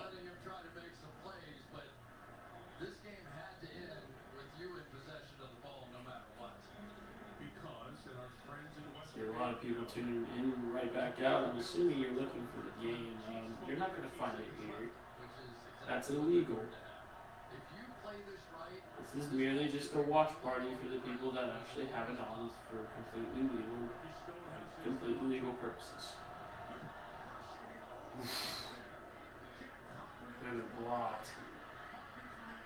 Hardman can't waste time, Hardman. Get out of bounds. Took way too much time off the clock. If I'm Hardman, I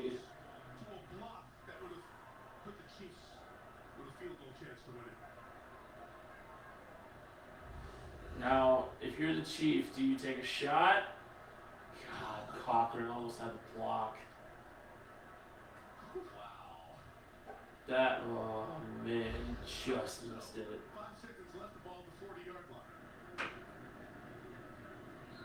Well, 5 seconds, so if you get something really quick, really quick,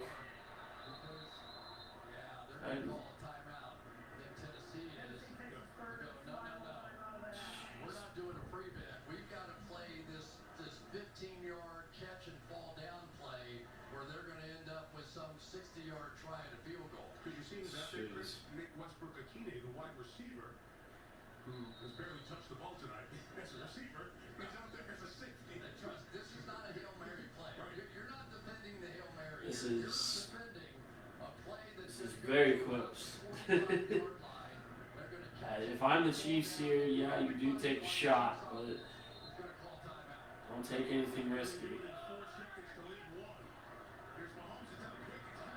Well, Kelsey couldn't hold on to the ball. So, we'll see.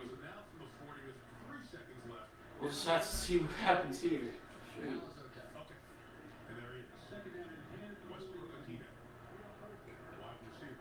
See if Patrick Mahomes can pull a vintage Aaron Rodgers. That'd be cool, wouldn't it? Put that into the air.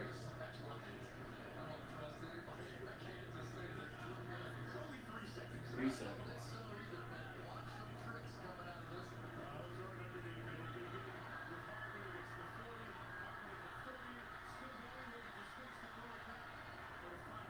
And overtime. Good effort. He'll get stopped, and we will go to overtime. This is Good effort, but it's going overtime. And we're going to be talking for a little bit longer. Boy, howdy, folks. I am tired. But, same game. Malik Willis, who in his first start against Houston, completed Well, here's hoping we get the ball and go right down the field and score, right? 5 of 15. Mahomes completed 8 on his first drive of the night. Just two totally different styles, and we said styles make fights. These opposite styles make for a really good one.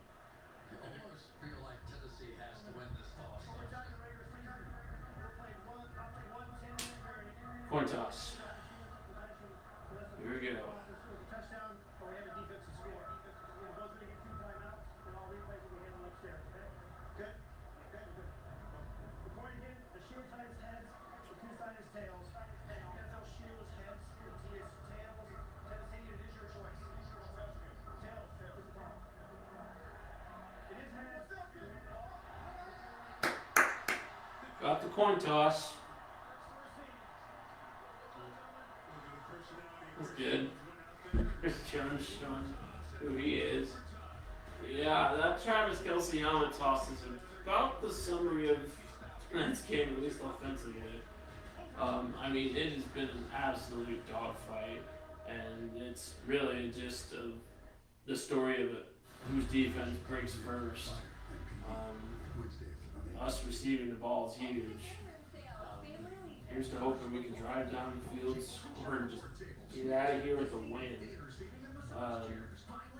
It's been an ugly game. It's been a tough game. It's been a game that I will absolutely be talking about in the future in regards to what kind of resolve the Kansas City Chiefs have. And,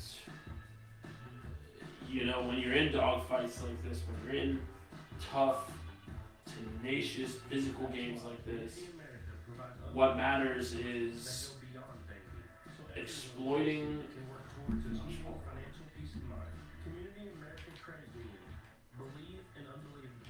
Sorry, my Xbox was about to turn off because it's been dormant for 3 hours. Or the Xbox controller. I don't but yeah, guys,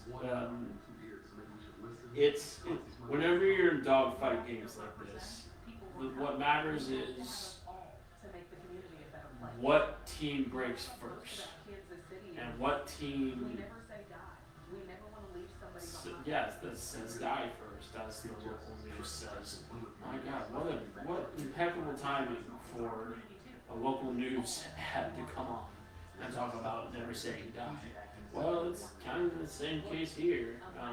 Chiefs have shown that they have the momentum and they need to continue it. That last drive was it wasn't anything spectacular. They absolutely could have taken it down the field and scored an in regulation, but no. But getting the ball to start overtime will be huge, and I really just hope that they just drag out the score so I can be done talking. Don't get me wrong, I love you guys. It's been a great live stream so far. It's the longest stream I've had ever. I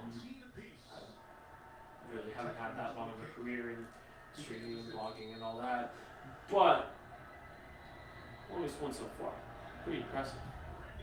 I've also decided that maybe do these for charity instead of do these in real life, or do these just because. Boy, howdy, my voice is shot. All right, lunchtime. Couple of games. Shane Bowen, the defensive coordinator, he has had a plan for everything. The Chiefs can pull out of their hat here. Hopefully a W. I'm not sure. Honestly, I'm not sure what the Buffalo Bills did to the overtime rules. I don't think they changed all that much. I'm not sure.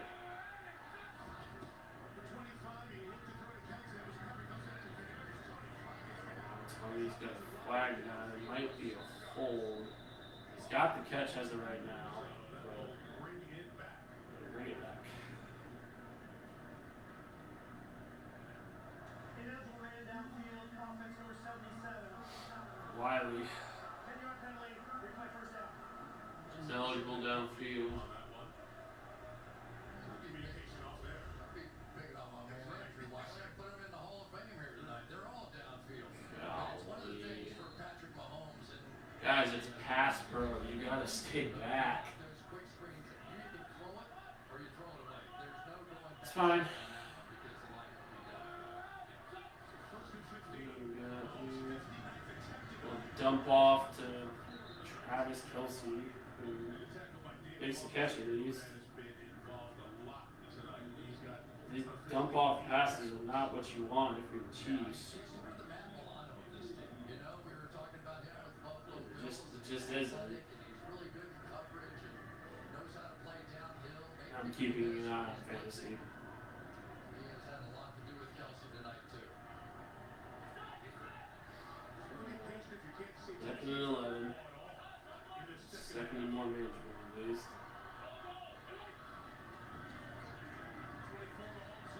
Up and go, yep. Nice catch by Travis Kelce. He's got room. We'll be down to about the 45. We've been calling his name a lot, but he just needs to get a big play. And he's being held the whole time. Shoot. Great catch. And of course, Orlando Brown's on his back.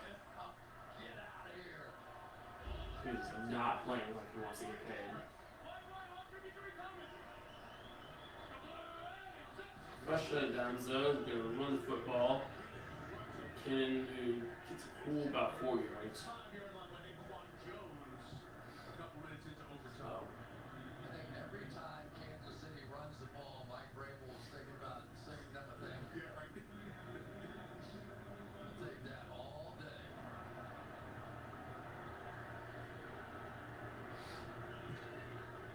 here we go. Second and 7. Kelce has been targeted 16 times tonight, sitting on 98 yards. Who has been the target so many times in these types of situations. Nice catch. Good by Juju. He's going to be stopped short though. Wait, third and a quarter inch. In the laboratory with Travis Kelce. That's a great catch though. Made about as good a catch that Juju's been on one tonight, and it's been a pretty good performance from him thus far. lineman in the game. Third inches. Yet.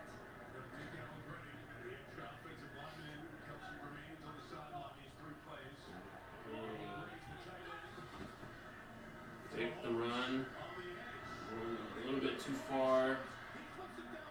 Oh! What a catch by Travis Kelce. There's a flag. Or no, that's Noah Gray. Oh. It's going to be a flag probably coming back, but wait.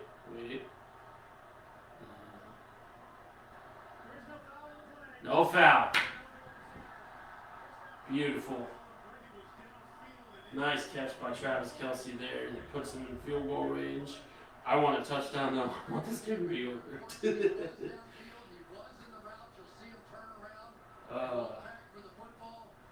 Nice shot there by Travis. Written by Patrick to Travis. Great catch. No Gray. Jeez, I keep on calling him Travis Kelce. I'm sorry.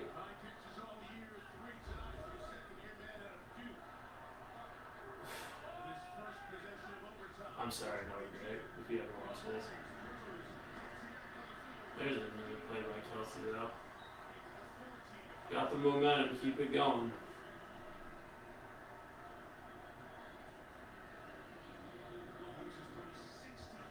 Keep it going.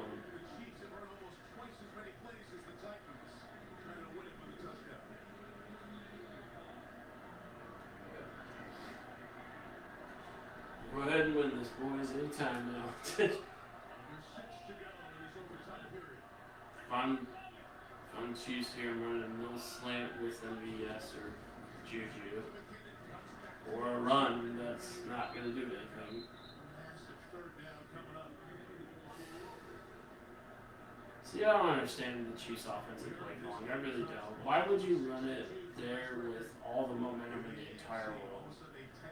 Just keep the quick pass going until it doesn't work anymore. I mean, he's already attempted, what, 50 some odd passes? Why not more, right?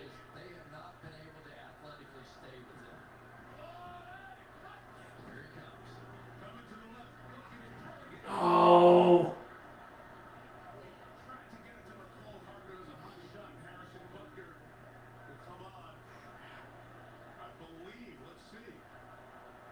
No, if I'm the Chiefs, I'm going for it here. It's 4th and 1.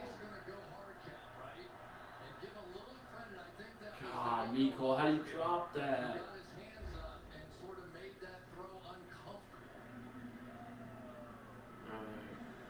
So let's think about this here. 5:13. You're thinking about it.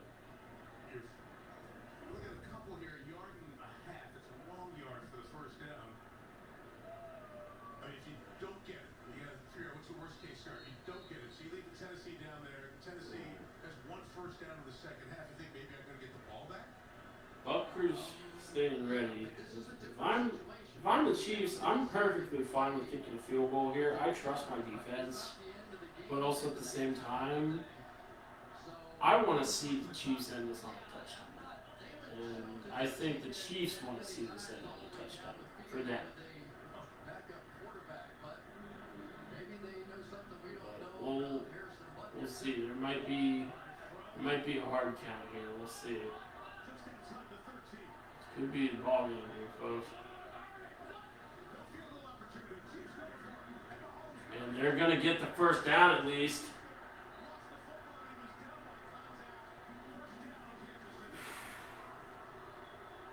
That boy, Juju. Juju Smith-Schuster got the first down there. Keeps the drive alive. Keeps hopes of ending this on a touchdown. Oh. Nice route there, too. He got him good. Good move. Nice little stop and go.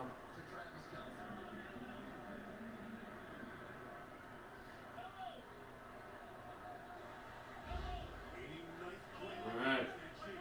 Here we go. First and goal.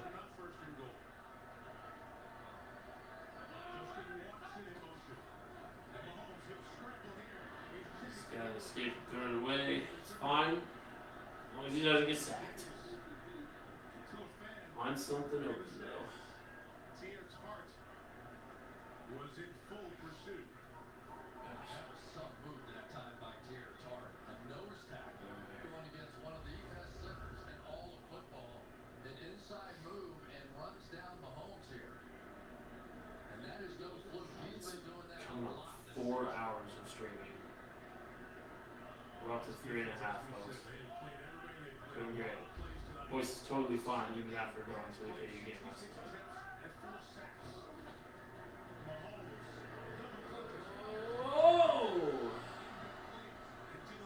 Just missed Jerick McKinnon. Good coverage there. So now you're going to see about 7 defensive backs on the field. And If you don't get the first here, definitely. I'm not taking any shot, any chances. I'm trusting my defense. But get the first or get the touchdown.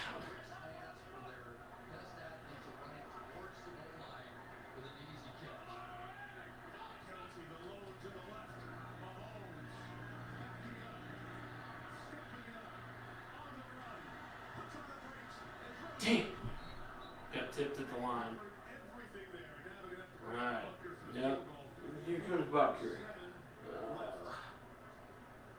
Jeffrey Simmons gonna need some attention over there after all these snaps played tonight. Watch Kelsey here with this crazy slugfest of a route. And he's going to go all the way over. Then he's going to get knocked down again. And despite all that, you know... Kelsey's got to stay up on his feet. I mean, that's just not it. I mean, I get it. It's an exhausting game, but still. A ball he hits in the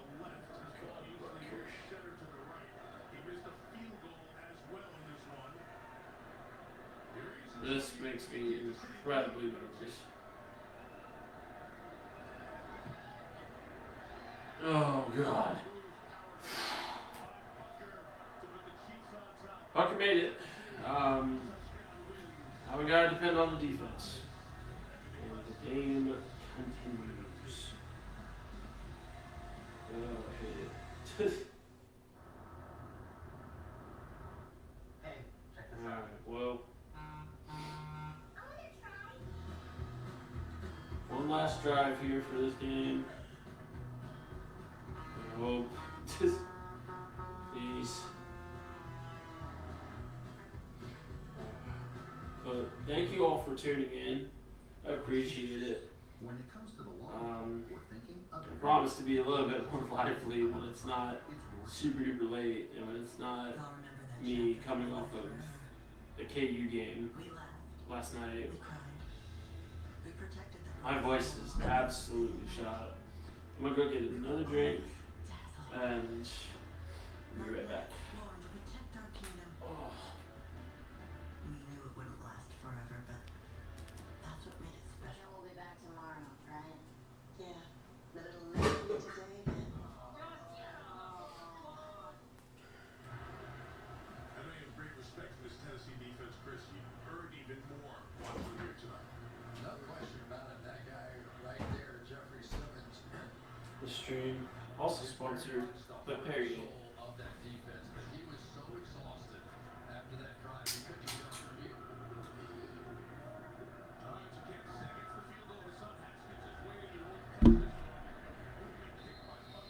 field. Alright, defense. Here we go. Arrowhead crowd too, shoot.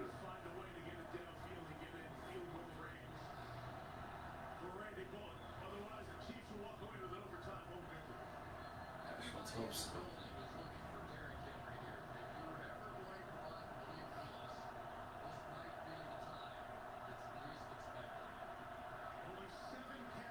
I'm looking for a run for Derrick Henry here. Just open it up.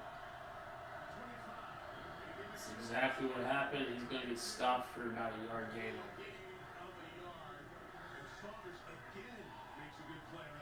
Big play by Colin Saunders there. He's been a big difference up there for them. He really has, because for the most part, when you're playing in Kansas City, you're in nothing but shootouts. Going up and down the field. Alright, second down. In this game, because of number 22 on the other side, you need number 99 on your side.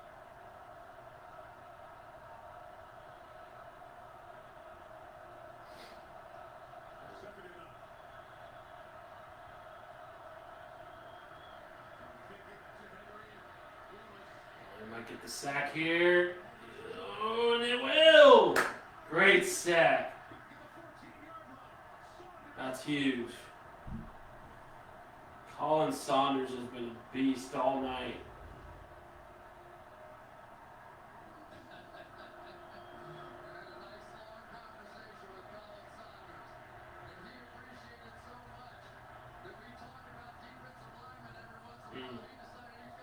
Way to settle by Ladarius Sneed too. Yeah, he almost had him, but he was the one that first rattled Malik Willis there and caused him to run straight into a wall of Chiefs defenders. The third, huge third down here. Good protection. Oh, and might collapse though. It might collapse on him. And Malik Willis will go down again. Dunlap looks hurt. Chris Jones, though, will get credit there.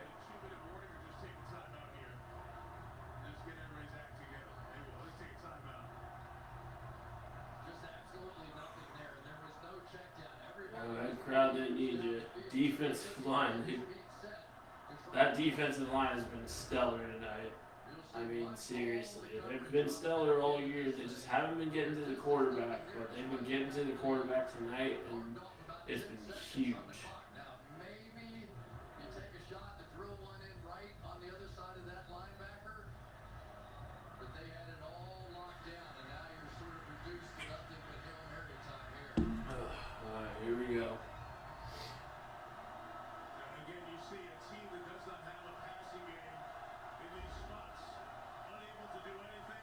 4th and 26. Last play. Hopefully.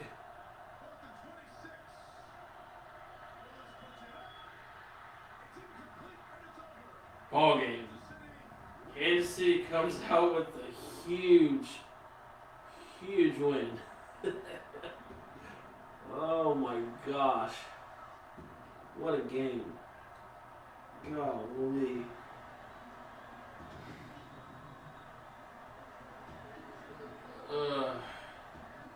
For the first 3 quarters, Kansas City absolutely should not have won that game. God, it feels so good to shut Titans fans up and shut their players up too. God, that was a dogfight to the very end, and the Chiefs came out on top. Good on them. Gosh, what a defensive game, and what a great second half from that defense. I mean, they stopped Derrick Henry and then made sure to not give up any more BS passing plays. God, what a game. And then the offense made plays where it counted. I mean, plain and simple. Well done by the Chiefs defense. Got those crucial sacks finally. Those sacks were elusive these first couple of games. And Kansas City comes out with an ugly W. A street fight of a W. It plays where it counted. Patrick Mahomes made plenty of plays with his legs, and just honestly, it was a great game on the part of Patrick Mahomes and on the part of our defense today. That'll be our show, though. Like I said, I did have something to kind of mention after the game. I might be going into some charitable efforts as well as raising money for this show as well. So be on the lookout for stuff regarding like Patreon and stuff like that, in support of things such as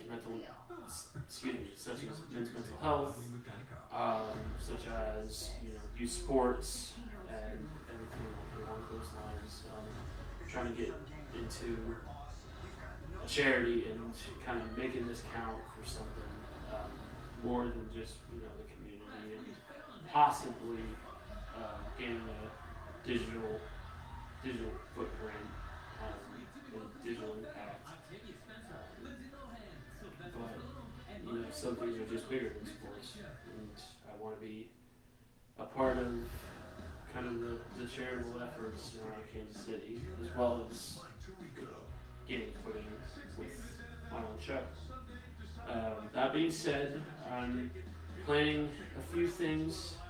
A few things are in the lab right now. A few things that you guys have suggested, as well as just kind of things that I've been mulling over doing in my head.